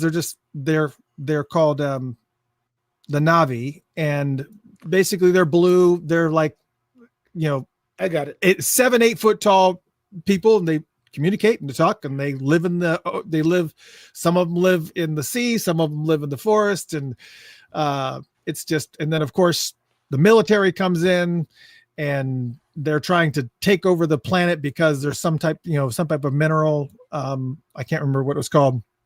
That's in the planet that they try to get because it's worth millions and millions of dollars. And in the second one, there was, they're killing these whale-like creatures the military came again to kill these whale-like creatures they kill them. They're beautiful beasts that can communicate with the Na'vi and everything. And they were killing them and taking some stuff out of their brain that stops aging or whatever. And but anyways, it's the way that they do it. It's the scope of the movie is so, it was a horrible description. My apologies for any movie critics that are out there. They're like, I don't know what that was. That was horrible. Watch it. If you have Disney Plus, watch it. It's an amazing movie. All of them are fantastic. Okay. But the way that they did the 3D, is just unlike anything I'd ever seen. Even back in the original Avatar that came out, I can't even remember when it came out, 2000 maybe, I don't remember. But it was so phenomenal, because you put on the 3D glasses and there would be like, fireflies. They'd be in the forest and the fireflies would be like off in your peripheral. It's like, that's not how 3D is supposed to work. It was just like the way that they took advantage of just the scope and the visual tricks that they did, because they would have these little floating like jellyfish looking things that would be flying in the jungle, glow in the dark, I don't know, whatever they're called, but they would be again in your peripheral and stuff, and it totally enveloped you. Wow. And all right, it literally is an escapism. You go in, you see this movie, and you totally escape in it, and the colors and the visuals are just phenomenal, outstanding. Now that's what I remember hearing, is that some people were like, I heard there were like people committing suicide because they wanted to live in that world and they couldn't. Yeah, that's, I don't know if those extreme folks are still there, but I'm just saying, I think it did something to some people's brains. Yeah, it did. Yeah. And the second one was phenomenal, and the third one is supposed to be even more larger in scope and is combining the two worlds. The first one was in the jungle, the second one was in the ocean, and the third one's supposed to do it all and then some. And so it was like, okay, all right, time to break out the gummies. I guess so, man. Sounds pretty trippy to me. Yeah. Video says Alan Bolio said Prince wouldn't let him take pics of him on the tour bus. I don't do you remember ever hearing Prince say stuff like that, or just not letting specific people from the media or whatever on the tour bus? Or we didn't really ride on the same bus. Like, he would be on a completely different bus, so I don't know what his rules might have been. Every once in a while he'd be on ours because his driver would have to sleep or something, but most of the time he rode separately. Yeah. Well, that's not surprising at all. All right. Look, I opened up the phone lines. It should be active if I do everything correctly. If you want to call in or you have a question for Michael or myself, most likely Michael, you wouldn't have a question for me. Or if you want to just talk about whatever, feel free to call in. The number is, if you have letters, it spells out Lord We Funk. That's right. LORDWEFUNK. But if you don't have numbers, or if you're alphabetically challenged, it's 567-393-3865. That's 567-393-3865, or Lord We Funk. Yes, that is actually the number. And you'll end up calling in. So you want to talk about movies, you want to talk about you have more Prince questions that you have, and let's try to keep some of the stuff to the minimum of like, hey, do you remember that show in 1993 where because they all got to run together for you. I know that they have. Well, I got pretty good recall, man. Most of the time, I'm you surprised. Do. It's amazing. That person earlier asked the Oprah questions, and you said, "Oh yeah, she was with so and so." It's like, man, Saida Garrett. That's who it was. It was like, I can't even. It's Oprah. Whoa, it's Saida Garrett. I couldn't even. You just said it not even 2 hours ago, and I didn't remember her name. I'm sure I make these jokes all the time that I keep all this info in my brain, and that's where mathematics was supposed to go. Like I didn't like my mind is full of just useless information, man. Nothing you can build a life on. Yeah, but I no think calculus, no. You know what? I know what I'm gonna get you for Christmas. I know what I'm gonna get you for Christmas. You need I have your address here somewhere, but you need some of your address. I know what I'm getting you for Christmas. Okay, man. I know what I'm getting you. Don't make it too cumbersome. Whatever it is, make it. No, it's not gonna be cumbersome. It's gonna be small and portable, and I'll text you my address right now. Yeah. All right. Maisha is asking, not via phone, but she's asking any more news on the celebration. No, we do not have any news on the celebration. It's still in the works. The only thing that we do know, obviously, is that there are 3 locations this time around, as opposed to just 2. It is Chanhassen, Minneapolis, and St. Paul. So, did you guys hear that? I'm sorry. Did you guys hear that ding? I heard it. Okay, good. Yeah. Bling, So bling, bling. yeah, that was Michael's text to me. I'll turn that off. Sorry, man. I'll turn that. So the phone lines are working. So again, if you want to call, please give us a ring, 567-393-3865, which spells out Lord We Funk, LORDWEFUNK, Lord We Funk. And again, that's 567-393-3865. You have any questions you want to talk. And we also talk about, I can talk about football. Michael doesn't. I don't know anything about it. Flip-diddy dip. So if unless you want to talk about the Timberwolves, I got nothing for you. You want to talk? Oh, you know what? You won't believe this. I think you guys know about my obsession with going to Goodwill. I have pictures of CDs that I've managed to scrounge at Goodwill. And I've happened to find some pretty amazing things at Goodwill that just are sitting there. And it's like, I don't know why this is there. I went to Goodwill to drop off some stuff yesterday, and sitting there in the sporting section, just laying there in a big square box, I've got it sitting over here, was a basketball signed by all the players of the 1990 Georgia Tech Yellow Jackets basketball team, and they're from the Final Four, where Bobby Cremins was the coach. Bobby Cremins has signed it. All of the players, including Kenny Anderson, every player that was played on that team has signed that ball, and it's just sitting there in one of the cases or whatever for $20. And I'm like, what is happening here? Why is this has got to be, especially if you're a Georgia Tech alumni, you got to be thinking this is the biggest that Georgia Tech basketball ever was. I mean, they were in the Final Four. All the players have signed this basketball, and it's just sitting there. It's insane. It's crazy. All right, I think this is a call, or it might be a spam call. We're about to find out. I didn't text you anything. Oh, well, we're about to see. It's just we'll check it out and just see what's here. Or did I just hang up on this person? I don't know if I did or not. Or they may have just abandoned ship. So I was about to pick you up. So I'm sorry if it rang too long. Call back. But anyways, yeah, I was surprised. It was $20, and I said, worst case scenario, I'm pretty sure I can get my $20 back. Yeah, exactly, man. Absolutely.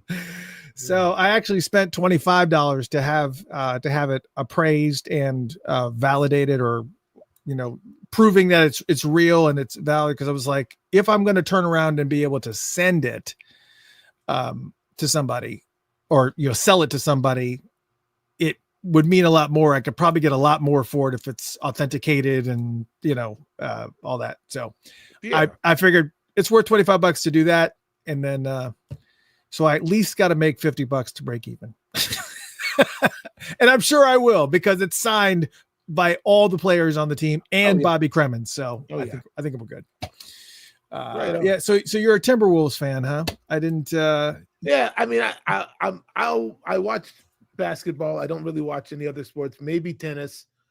Depends on who's playing. Do you have any desire in pickleball at all? It's like when you watch it, you're just like, this seems interesting. I can't figure out the scoring. I don't even know what's going on. Pickleball? I don't know what is that. Do you know what pickleball is? My wife knows, but I don't. It's like tennis, but it's done with like what it look like elongated ping pong ball rackets with balls that are almost like the plastic balls that they use, the wiffle ball, like a wiffle ball, Like but a it's wiffle not. ball, okay. It's not a wiffle ball. It's solid. It doesn't have any holes in it, and so they don't move at the speed of. They move quicker than a wiffle ball, but way slower than a tennis ball, and it's really designed for people. Yeah, it's just designed for folks that want to play tennis, but maybe are a little bit more, have physical challenges, because a lot of old people do it now. Old people play pickleball? Okay, great. Now, young people play it because they're like, oh no, old people, we're not letting you have this. Oh, wow. Oh, okay. They run the old people off the court. Yeah, but but older people do it because it is a low impact sport, and you don't have to kill yourself to do things. But I'll look it up on Google, man. I'll go to YouTube or something and watch some pickleball. Yeah, it's pretty interesting. I've watched, I play racquetball. I play racquetball every Tuesday and Friday morning at my gym, which is a very, very physically demanding and brutal sport, because getting hit by a rubber ball they're like tennis balls, but smaller, more compact, and don't have fur on them. And when they hit you, it leaves a mark. But you can get hit with rackets and whatever. But I play Tuesday and Friday, and I watch racquetball competitions on YouTube, and it's like, these guys are crazy. I mean, violent, sliding and throwing themselves. It's pretty crazy. Yeah, right on, man. It's fun. It's fun to do it. So, anyways. Nobody wants to call in. We're not getting no calls. Wow. Oh, it's all right. It's all right, because I will repeat what I said before about Happy Holoquake that's happening this Saturday, because I feel like people need to know about Happy Holoquake, and that is obviously if you support Funkatopia through patreon.com/Funkatopia. That's patreon.com/Funkatopia. You're going to have access to Happy Holoquake that starts this Saturday at noon Eastern, which is 9 o'clock in California right now, I believe, or is it 8? No, it's 9. So 9 o'clock in the morning on Saturday, you guys will get it. As far as overseas, just, I don't know. You guys are like, a lot more. Anyways, this 20th Saturday, 12 p.m. We're going to be playing 4 days of live Prince concerts, back to back. Not in chronological order, but we do a concert from every single year. There's only like a handful of years where he did not tour. But we have concerts from every single year that he played out, and you'll be hearing it this Saturday at noon on the Uptown Plus radio station, which is only available to Patreon supporters. So you got to go to patreon.com/Funkatopia in order to listen. And you can listen to our other station, which is Funked Up, which is very cool. I listen to that station like as my regular radio, because I have so many songs there that it mixes things up. There are some things that are getting a little bit repetitive. I think I'm going to take some things out and add, I think I have at least 300 more songs that I need to upload. But the problem is before I upload songs, I've got to see if they're covered by ASCAP or covered by global music rights, because that's one of the reasons why we have the Patreon supporters, is because we pay ASCAP licensing fees and the global music rights licensing fees. So we got to make sure that, when the artist is played, the artist gets paid. Yes. So you have to go through all the music, and you have to go through all the things. And apparently there are people that are maybe calling in, but for whatever reason, they're being an Amazon mega warehouse is going to. Didn't we have something weird happen with Amazon before? Let me call this one person that keeps getting kicked back. Let me see if I can just make a call from here. And I'm at 858. Are you there? California. Let me see if it says I'm already in a call. I'm not in a call. It says I'm in a call, but I'm not in a call. Let me see if I can call this person. Oh, now it's busy. Hold on. Ooh, we're going to try again. Yeah, there was something weird that goes on. It's like, hey, if you're from an 858 area code, in California. I'm trying to call you right now, so hang up the phone. Don't be busy. This isn't a regular radio show, as evident. Wah, wah. It's still busy. All right, so 858. So yeah, it's. I think because of the fact that there's a lot of suspected spam folks that are here too. Because I've got one that's like mega. It says Amazon mega warehouse or something crazy. Yeah, I think we had a similar thing happen a while back. Yeah, we did. Yeah, so it's just this weird thing where we're trying to call, and for all I know, it may not even be a legitimate person. It may be some spam thing that keeps trying to hit, and it's in some kind of loop, which is one of the reasons why it's busy, because it can't reach me, so it's trying to reach somebody else, and so that's the reason why it's always running. Yeah, we'll see. I will keep an eye on this though. I'm going to keep an eye on the. I'm going to open this up so I can. Nope. I'm making sure that all the voices, all the do not disturb stuff is off, and that I see stuff coming in. So, all right. You are not receiving calls while voice is closed. In settings, tap app battery usage, turn on allow background usage. Okay. That's why. Here we go. All right. Okay. So I need to go to settings, tap app battery usage.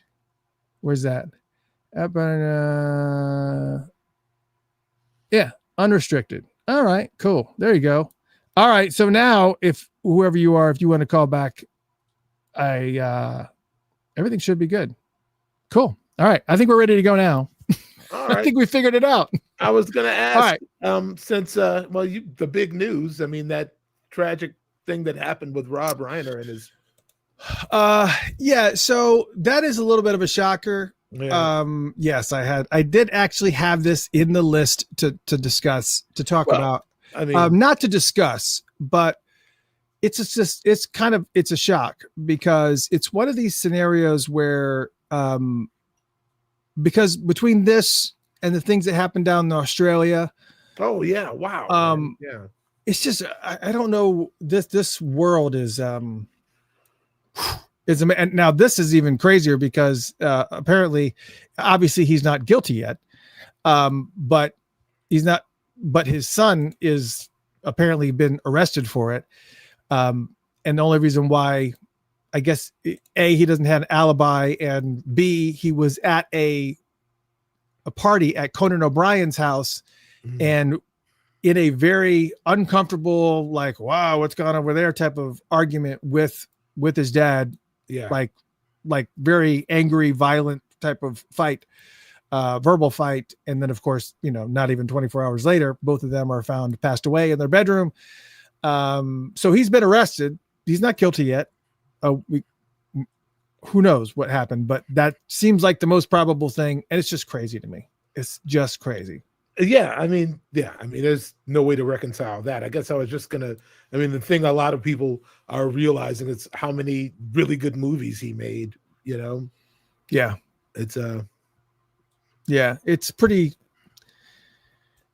Princess Bride.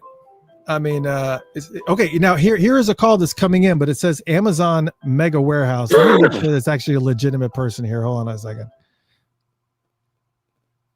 Welcome to Funkatopia. Is this a spam call? It is a spam call. Was it a spam call? It says, welcome to Amazon. Welcome to Amazon. Okay. I don't. You got beef with Amazon, man? No. I mean, I have a pretty awesome. As I said, if you want to support us, go to funkatopia.com/Amazon. Before you do your Amazon Christmas shopping, please do that. Just go to funkatopia.com/Amazon. It will take you right to Amazon, but it will be done through my affiliate link. And it's another way that you can help support us without actually monetarily spending extra. It's what you're doing anyways, but essentially I would make commission on anything that you purchase. And so it's a really great and efficient way to be able to help support what we're doing here. Because again, we've already said it multiple times. Michael and I do the show for free, and it helps if we're actually able to pay these ASCAP licensing fees and all this other stuff. So, yeah, it is what it is. Viewer supported. Yeah, it's viewer supported for sure. Like public television. Yeah, let's just Electric Vibe, right? Spinal. This is Spinal Tap. Stand by Me. Yeah. A Few Good Men. Oh yeah, that's a good one. That's a really good one. You can't handle the truth. Oh man, that one is that's a big one. Ghosts of Mississippi, I remember he did. When Harry Met Sally.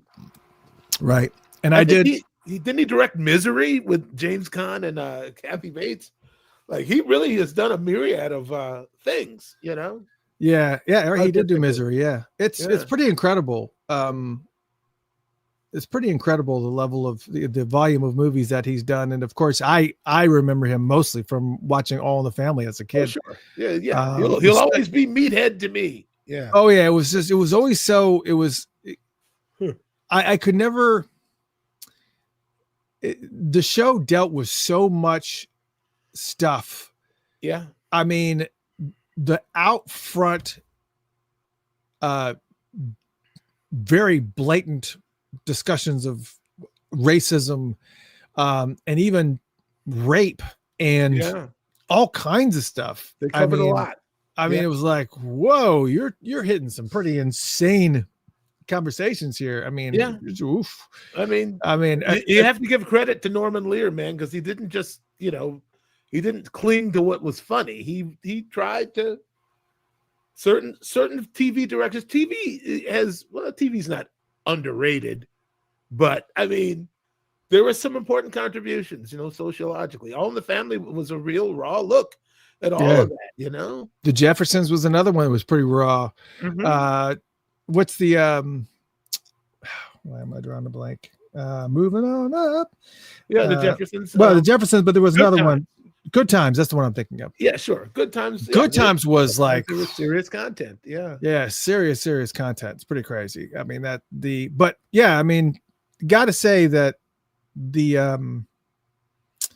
volume of work that man had was insane. And I did make a promise that I would not talk about some other stuff that's going along that's paralleling with we don't want to go into a doom spiral.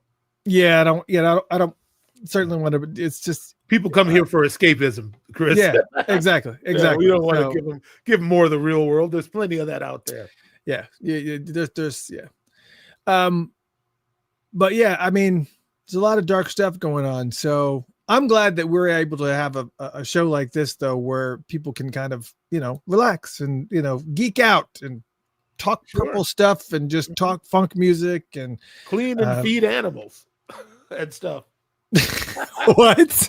What Poetic Lady Michelle said she was cleaning and feeding animals while she was listening. Oh, that's right. Sorry, little red herring. Okay. I thought you were talking about us. Yeah, I think you're talking about what we were doing. It was that gummy kicked in, huh, bro? Yeah, no. You're right. I forgot. No. I wish. I forgot for wish. Yeah. So, anyways, it's pretty crazy. There's so much stuff going on in the world right now that's, some of it's dark, but there's also a lot of, really good stuff going on out there too. And, I think we don't see enough of that, and it's not. There you go. Right on cue. Sorry. It's Bootsy. Yeah, it's Bootsy. It does. You don't earlier. You don't make money talking about positive stuff. It's got to be. You definitely don't, man. It's it's unfortunate that what kind of how it is. What kind of TV are you taking in, by the way? Me? Yeah. Watching any series? No, besides the old series that you watch like all the time. Okay, I'll be honest. Current series right now. My wife and I, we're watching a crap load of 60 Days In. You know what 60 Days In is? Seems like I've seen it, but I don't remember what it is. It's jail. People go into jail to spy for like the warden or and to see like how the drugs are getting in, what's the treatment really like. But they don't tell you. You could get shanked. You get murked in jail just being a bystander. So it's kind of dangerous, and it's like it's kind of high impact drama, man, and people kind of like, I wasn't expecting all of this, I want out, and there's like gestures they can do to like get pulled out of Gen Pop, and I have seen that, but I don't remember it being called 60 Days In. Maybe there's another one that does the same thing, but whatever it is, A&E probably produced it, because it's shot like all their other shows. Yeah, I mean, we're kind of I'm all over the map. I just finished that Welcome to Derry, which is I'm not watching that. The It prequel. And let me just tell you, first off, it is, out of all the horror stuff that's out there with Jason and Nightmare on Elm Street and Chucky, there is nothing, I can't think of anything more terrifying than it. I can't. A clown with triangular teeth. Pennywise. I can't. Pennywise is the most terrifying creature, not only because of just being a clown is weird enough, but all the things that he can morph into, and it's so, and the fact that he targets children, it makes it even, it's like another level of terrifying. This is a good side question. What was the horror movie that you saw that freaked you out more than like it? What's crazy, a lot of people don't know this. For some of you people that are younger, it was actually on TV. They put it on TV. It wasn't a movie first. It was on TV, and it was on like at 8 p.m. It was a horror movie that was shown to us in our teens or young teens, I guess. I don't remember exactly what year it was, but I think we were in our teens, and it was a terrifying thing to watch. Listen, in prime time. Listen, there was a TV edit for Halloween, right? Yeah. Oh my God, that was the one for me. I saw it at the Varsity Theater when I was probably 10 or 11, and I was checking my closet for 6 months. Oh my God, in there. Yeah. Well, anyways, the one that freaked me out the worst was now I'm trying to remember the name of it, because it wasn't a series. It was one where I guess they're vampires or whatever. They become vampires, I guess, when they die. And I'm trying to remember. His brother is dead, and he's floating outside of his window, and he's tapping on the window, going, "Let me in," scraping on the window. Man, and I'm trying to remember what you're talking about, man. And it's the something. Yeah, but he opens the window, and that one freaked me out because it was the way that he had him floating out the window and scratching on the window pane. No, it wasn't Poltergeist. It wasn't The Exorcist. It wasn't those. Trying to remember, was it one of the Salem's Lot. Thank you. It wasn't the ending. Salem's Lot. That's right. Thank you, Neil. Somebody else said Lost Boys. Not quite. No, yeah, Lost Boys was pretty awesome. Great soundtrack, by the way. But yeah, that one freaked me out the worst. But yeah, it was just another level. And to kind of circle back around, the prequel, Welcome to Derry, talks about gives you some of the origin story of him, what he was before he was Pennywise, this terrorist thing. But the way they told the story, for those who are fans of Stranger Things, it's done in that tone. It's done in that 80s tone where it's like set in the 80s, I guess, or maybe even early 70s. But the way they tell the story is like yes, it has the terrifying moment, but it's not structured like. It's structured in a very, very story-based way, and it's stretched out in over 8 episodes. So it kind of gives you time to, get involved in the characters and kind of understand. And it's really emotional, and it ties everything up fantastically well at the end. And it's a really great storytelling. Even if you're not a fan of horror, if you can handle like some of the craziness. I'm a fan, but I don't know if I can handle it. It was pretty great. It's pretty great. It's pretty, yeah. I'm a horror fan. Like I'll watch, but it's like, I mean, I was actually discussing this with somebody the other day. Does the Alien franchise, does that count as horror, or is that sci-fi? I think it's obviously both, because there's nothing. I mean, I think, a lot of sci-fi, there wasn't anything that was eating or, other people.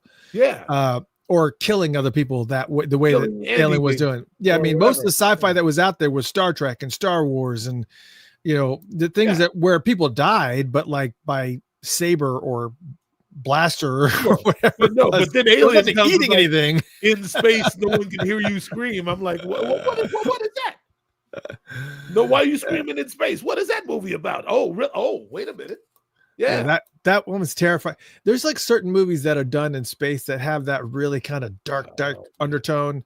There's an old one, and it's not about an alien, but it's about a I guess a mining colony it starred Sean Connery, and it was called Outland.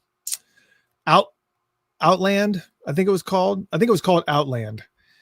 And it starred Sean Connery, and he lived in it was a mining colony that was out in space, and he was like a sheriff or something, and he had to like catch this guy that was dealing drugs, and it was just like a mob of mining. It was like, but it was so dark and so gritty. I just love those types of dystopian type of movies.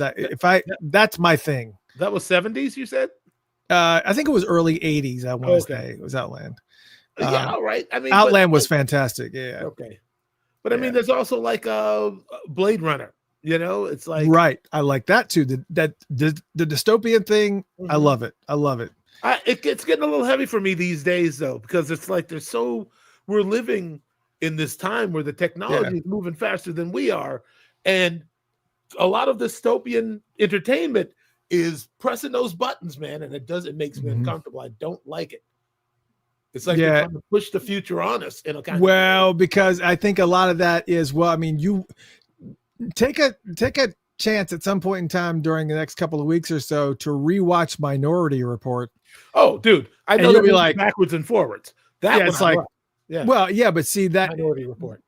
But the fact of the matter is that some of the things that they were pressing is happening now. Oh, it was like crime and all that. Yes. Oh yeah, it's like crazy. Sure. It's unbelievable. Being able to predict what somebody might, being arrested for your thoughts, mind crimes and all of that. Yeah. There you go. That's I mean, people are being killed for it. So it's just it's happening. It's already out there. Oh boy. Do you have to see the previous one to understand the new one about which one are you referring to, Maisha? Maybe she was talking about it. Well, if you're talking about it's a prequel, so you don't have to know anything about it. Actually, what the prequel does for Welcome to Derry is it makes it so that you have to watch it, because there's a bunch of Easter eggs and things that they say in it that are tied to the stories that the movies that are then out there too. So, I hate to say it. Somebody mentioned Sinners over here. I tried. I didn't like it. I tried, man. I'm pro-black. I'm not anti anybody else, but I really wanted to love it. Right. And I just, that's not a Southern. I didn't like it. I thought it was reaching. Jordan. I thought it was reaching. It was just, the storyline was too, it was a typical vampire. You have to invite us in for, it was a typical, that type of stuff. But the reality of it is, it was like, I just felt like it was just not well done. I really was that Ryan Coogler? Is that who? Yes. Yeah. I wanted to love it. Yeah. I wasn't feeling it either. I'm pro-black also. I really am. I really am. You are also pro-black. Yeah, I also am I also am pro-black. Power to the people. Yes. That's right. But I just wasn't feeling that movie. There's some movies that I feel like are part of that message. But I feel like there are some artists and some directors and movie makers and writers that I'm all about you being passionate about the subject, because I am too. I'm all about it. But I think sometimes it gets to the point where it's like, it's really heavy handed. We're to the point where it kind of does itself a disservice by kind of detracting from the storyline, or, allowing you to kind of, really engage with a character, because it's something that's like so over the top. and I felt like that it was one of those movies. But I don't really feel like it did that as much as just the acting was horrible. Yeah, that's what really got me the most. Is like, I got you, man. Okay, I can't even believe you what you're saying. I can't believe. All right, man. You know, listen, give me Fruit Rail Station or give me we give don't me. have to go all Siskel and Ebert. I'm just saying. I'm just saying. It was just I'll be Roger. Yeah. And I realize there's some people that do love that movie, but yeah, it wasn't for me. I didn't like it. Didn't like it. Well, okay, yeah, some people really loved it, and even like, but I found the imagery so distracting. I couldn't really even listen to the music like I was trying to, People always saying it's great music in this movie, and I know Eric Gales a little bit. I know Kingfish a little bit, So I was really looking forward to like hearing it like in a way that I could really appreciate it, but I couldn't even tell you what happened. I feel you. Yeah, I'm the same way. And he was trying to pull off that Southern accent, and it just was not. Yeah, it was just not working. Too. It was just like I'm just. Yeah. Well, you can't have everything, Yeah, you can't. You absolutely can't. Well, look, let me make sure that you guys have all the 411 before we leave for the day. And I thank you guys so much for coming back out and hanging with us. We try to make sure that we try to get special guests to kind of come on. What's a little bit tricky is that I prefer to have guests on live. And so that's kind of one of the scheduling things that we have. I know I can't think of many podcasts that do what we do where we do it live without a net. Even when we have special guests, it's like live without a net. I think there's somebody calling in here. Let's see if this is a call or hold on a second. Welcome to Funkatopia. Who's on the line? Hey, Jim, how are you? Yeah, you're live right now. This is what we're talking about, live without a net. So I can't hear him, but you can. I can't. You can't hear him? I can't hear him. Okay, all right, here we go. Can you hear him now? Hold on a second. Say something now. No, you got. Hey, can you hear me? There he is. He's breaking up a little bit, but we can hear him. Yeah, we got you. All right, cool. Thanks for having me. I love the show. Listen to it all the time. I just wanted to call up about the Jelly Bean tribute show that happened in LA a few weeks ago. Oh, great! Yeah, I was there, and it was a really great show. They were all there, from Jerome to Eric Leeds to Xana, the whole gang, Fink. And they did it probably perform for like an hour and a half, maybe. They did a lot of the early stuff as far as Controversy, Let's Go Crazy. I'm trying to think. Let's Work. And then they basically did the entire family album. It was really great. And then they did Cool, a few songs by the time. Then I followed up with I Would Die For You, and I think Baby I'm a Star. So it was a really, really good show. That's good to hear. Now, do you live in California or you live elsewhere? No, yeah, I live here in LA. Oh, okay. I didn't know if you were going to have an opportunity to go check out the events that are happening in Minneapolis this Saturday. I know that's a long trip. Yeah. Yeah, I wish I could. Yeah. I wish I could. I heard good things, but there was I've actually seen some clips too. I think Funkenberry put up a couple clips, but there was also, because he was at the show sitting up in the balcony, and I've also seen a couple people that were also there. Did you happen to get a chance to record any of it? Just like on my cell phone. Yeah. Just on my cell phone. Yeah, that's nothing professionally. Yeah, not for distribution, because that would get you in trouble. Of course.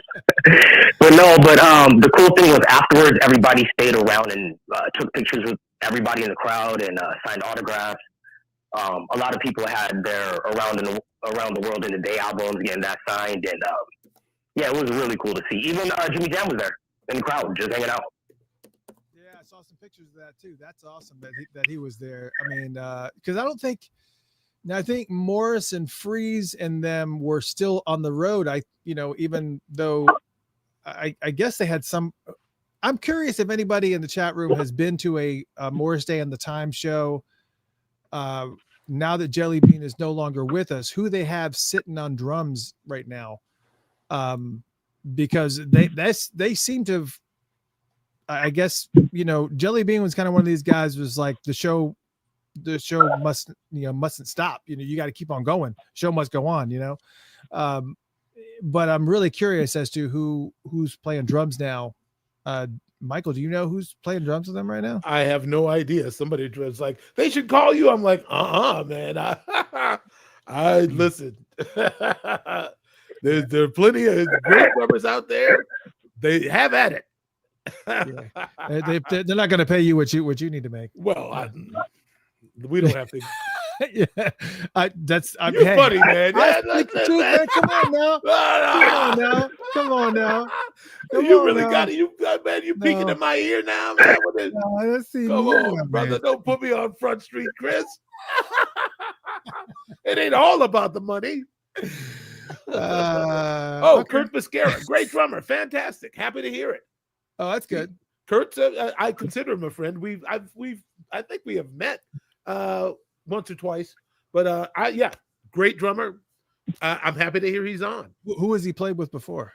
Mick Jagger. Also really? on some of the like the MTV events that we played on, he'd be with the band, like the house band, playing with them.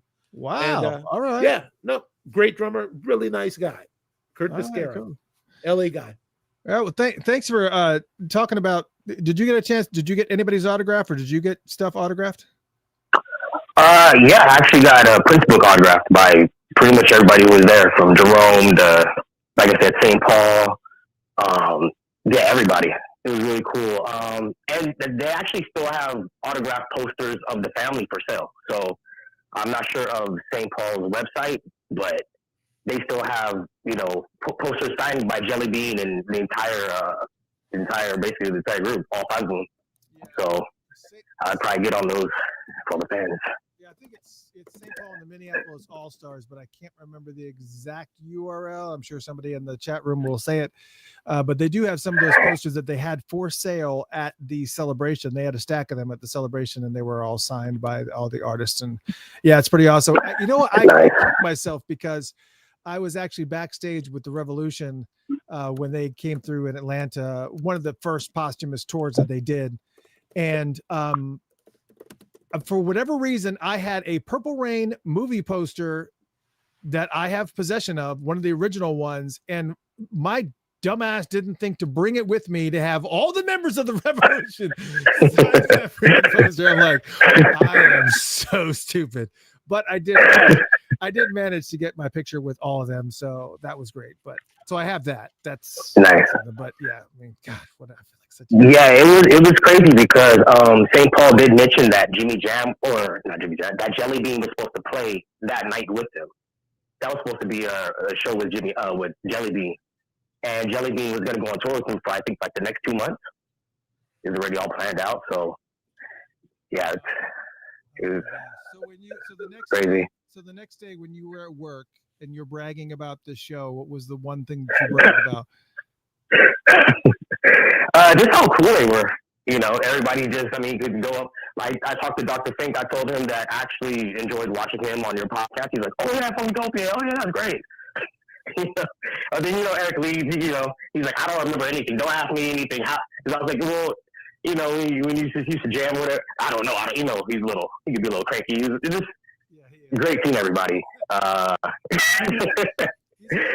Wendy. Yeah, he's a lot more amicable when it's baseball season. When he gets his baseball fix, then he's a lot nicer. Right, but then we started talking about music, and then he started, smiling, opening up. But yeah, from Wendy to even Kirk Johnson, we're talking about the Game Boys and those days, and and I'm just a random person, they didn't have to stop and talk or anything like that. So it was like, it's awesome. Man, I appreciate the call. Thank you so much for calling in, man. I greatly appreciate it. Yeah, no worries. You guys have a good night. All right, you too. Thanks, man. Yeah, it's some pretty. I got to remember that too. So I got to remember all these little intricacies. Yeah, man, it's going to be a great time this weekend, reliving a lot of these moments. Because that's really how we're all connected here as far as the Prince world is concerned is obviously through his music. And this Saturday at 12 p.m. Eastern Standard Time, we get to celebrate that genius of his musical legacy by playing a concert from every touring year that he had between 1980 and 2016. But you can only do it if you're a member of Patreon. So you got to go to patreon.com/Funkatopia to be able to sign up and get access to that show. Again, patreon.com/Funkatopia will get you access to that station, and you can check it out. So this Saturday, it will already be underway. So it'll be 4 days of concerts. And then we'll stop for about 8 to 12 hours just to kind of offset the time. Yeah. And then we'll probably start at like 8 p.m., 4 days into it. And then we'll do it all over again. And you'll get to hear everything that you missed when you were sleeping the first time. Patreon.com/Funkatopia. Also, as you probably saw on the scroll, if you're watching the video, another way that you can help us, if you don't have any money, but you're planning because you got Christmas shopping to do whenever, and you're doing some shopping on Amazon, please go to Funkatopia.com/Amazon. Funkatopia.com/Amazon. It will take you right to Amazon and nothing will be different. But the main difference is that you'll be going in through an affiliate link. So I'll actually get a little bit of commission from anything that you purchase on Amazon. I know that seems kind of janky, but I want to be able to have ways that you guys can help us out here without having to spend anything extra beyond what you're already doing. We greatly appreciate it if you can, but that's one way you can do it. If you're planning on doing some Christmas shopping on Amazon, Funkatopia.com/Amazon. And that's one thing. And the last thing is another way that you can support us is if you want to keep your information private. That's the other way that you can do it. There is a program called Surfshark that you can install. It's literally $1.99 a month. It's like nothing. It's $1.99 a month, and you can sign up for Surfshark, and it will put what's called a VPN on your computer, and it will protect any spying eyes from being able to get any of your personal data off of your computer.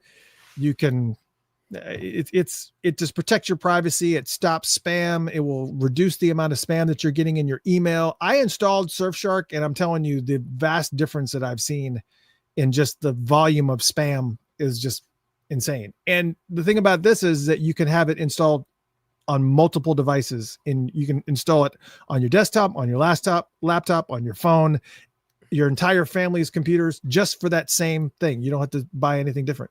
It's just right. Thing. If it wasn't for spam, I wouldn't get any mail at all. But if you're interested in Surfshark, hey, if you want to do that, that's Funkatopia.com/VPN. And of course, if you sign up, you also get 3 months free too. So it's Funkatopia.com/VPN. If you want to get a really cool, very low priced VPN that's very, very effective. Some websites, you never go to a YouTube channel to watch a video and it says this video is not available in your country or whatever. You can open up the Surfshark VPN and change your location to anywhere in the world. You can change it to Argentina or whatever and get access to that video. It's just, you can see things that are not blocked. Nobody can see anything that you're doing. They can't see your banking information. If you happen to be looking at naughty stuff on the web, all that stuff's hidden, even from your provider. So if you want a VPN, Funkatopia.com/VPN, that will help out too. But obviously with the Christmas season, the most important one is Funkatopia.com/Amazon, because it will take you to Amazon and everything's the same, but it will be able to help us out without you having to do anything. But of course, Patreon.com/Funkatopia is the way to go if you want access to that amazing show of 8 days of concerts that starts this Saturday. Man, that's a lot of music, dude. That's a lot of music. It's a lot of ads too, and it's just all in one place. But I told you I had to do it. Yes, it is. There are a couple of random questions. I was going to say there was one that somebody was asking about this earlier. This release of Hit and Run Phase 1 and 2 on vinyl. Did you have a particular feeling about it? I don't partake. So it was already on vinyl, not in an official capacity. They took the music, I guess whoever took the music and put it on vinyl, just like it sounds like on the CD. So it was already out there on like white vinyl and different things. So I like it because of the fact that it is going to be a bunch of Prince music that is on vinyl. I like listening to the warm sound of vinyl. I have a record player right here. And I was just listening to that Betty Davis album that I got, which is just unreal. It's such a good album. It's one of my favorite vinyls right now. Is that the one with he was a big freak? No. All right. I don't think Just so. wondering. It's a bunch of. That's not it either. Shoot, where did it go? I don't even know where it went, but it's a live. It's a bunch of material that wasn't on the previous 3 albums. And it's just so good. It's just fantastic. But anyways, I'm looking forward to it, but there wasn't any notation that it was going to be remastered or anything. So I'm not, I don't know, maybe if that's just a detail that they left off.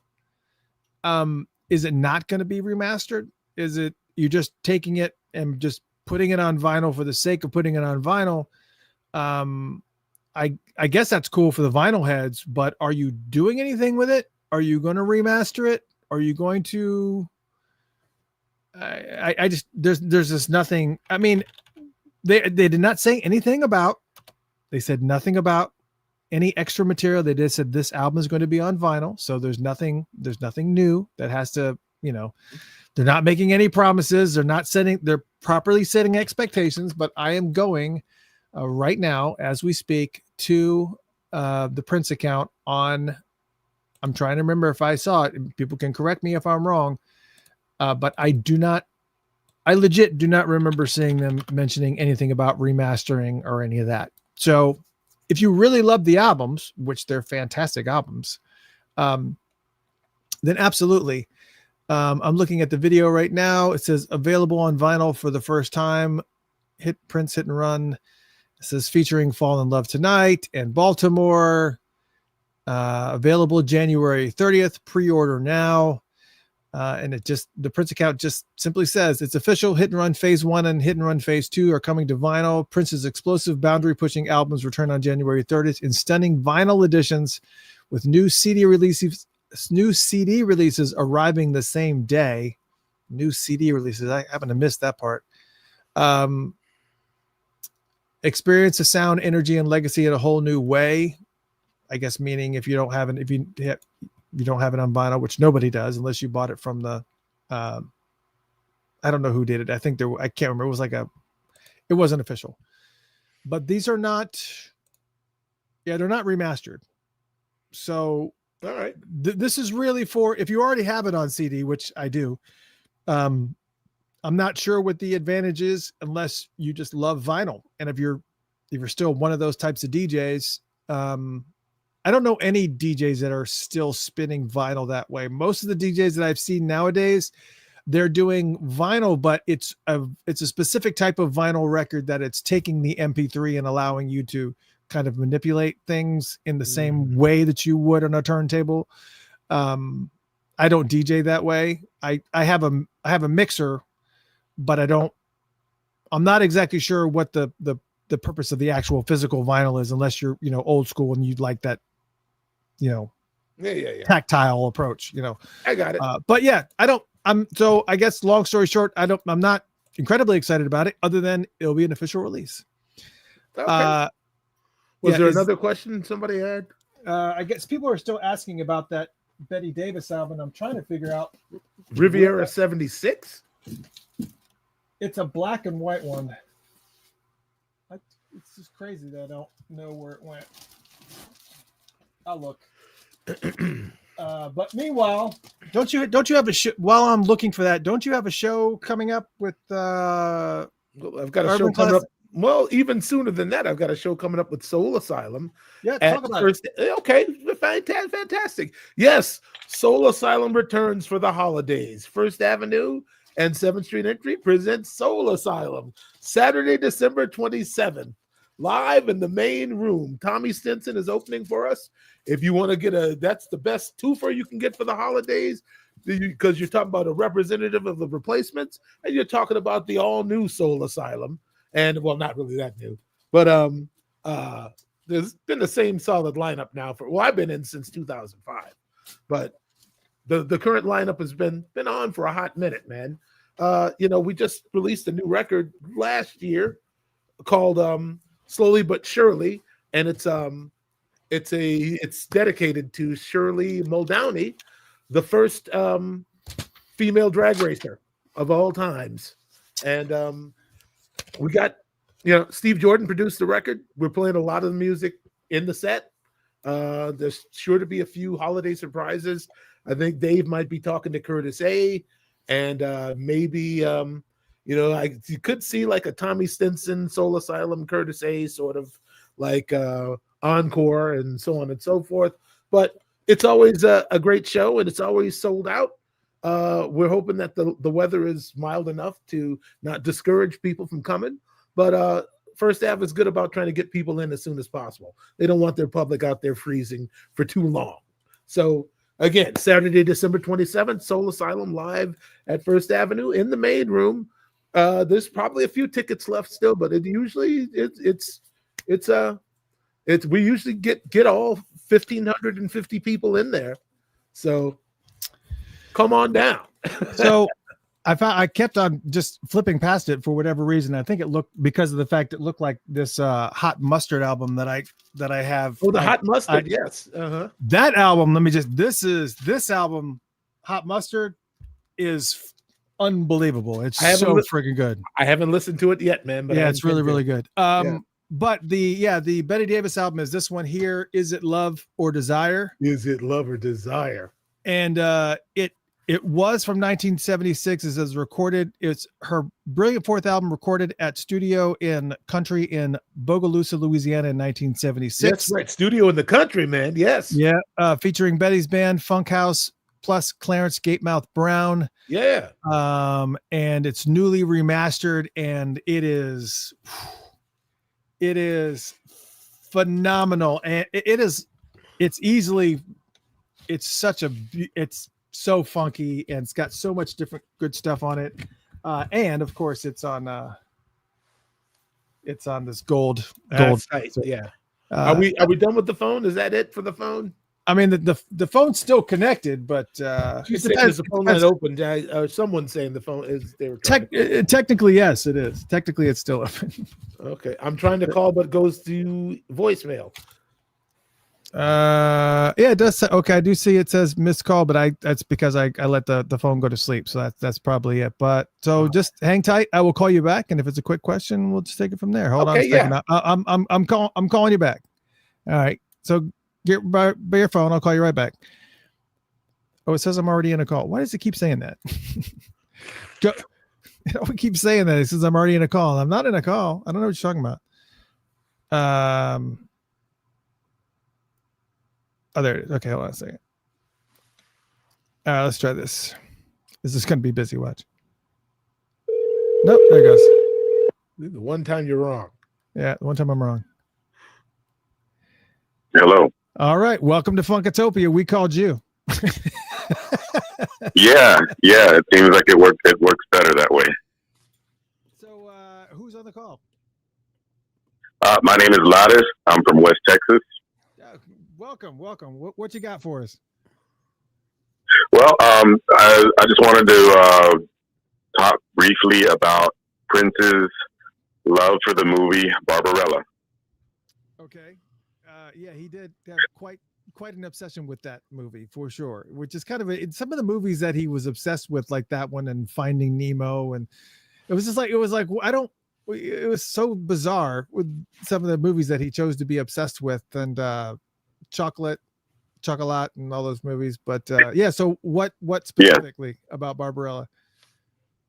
Well, as we all know, he took the name Barbarella and gave it to Tommy Barbarella. But there are a few other little factoids that maybe nobody knows out there. We might remember the song Lemon Crush on the lyric, all it takes is a little bitty of your ooh, pretty, pretty. I'm the wildest in the city, ooh, pretty, pretty one. Now, pretty, pretty was a kind of a nickname that the character on Barbarella gave the Jane Fonda character. She called her pretty, pretty, my little pretty, pretty. And that's where he got that one from. I did not know that. And and then the Violet, the organ grinder, was actually from the scene in Barbarella where the one of the villains captures Jane Fonda, inserts her into the main part of the organ, and the organ is called an orgasmatron. So you can imagine, so he's playing the organ while she's trapped in there, and kind of, having his way with her like that, and that's where he got the organ grinder concept from that part. The third one, probably a lot of people might have remembered this one. The little box with the tongue inside. That came from that was a translator that Jane Fonda had on her wrist to translate alien languages as she was traveling through the universe. She popped it open and actually had a little tongue inside, and she'd dial it like a radio, and it would kind of dub everybody's voice into English. That way she could understand them. That was the only one that I did. That was the only one that I knew, other than obviously the Tommy Barbarella reference. But those two I knew, but the other two I didn't. Yeah, the other two did not. That's cool. Did you know that, Mike? No, but he did miss the mention of Orgasmatron in Private Joy, and also there are samples from the actual movie in Live for Love. You hear the attenuation something process, and you hear like there's samples of Barbarella in that song, in the production of Live for Love. Exactly. That's pretty. He had a real love for that movie, and a lot of this came out. Of course, like you mentioned in in the early '80s, and then we heard it again in Lemon Crush, and then of course in Diamonds and Pearls era. So just some little factoids, some stuff for the Prince geeks out there. Right on. That is awesome, man. I appreciate that. That's really, really cool. And it's really, really cool because I like the fact that there are a lot of new people that are here that don't know all these little details. There's like all these things that we know. Yeah, we know this, that, and the other. But there are so many people out here who are new Prince fans. They don't know all these little tidbits of information, and they're either embarrassed to ask or, they got to play along or whatever. So I am.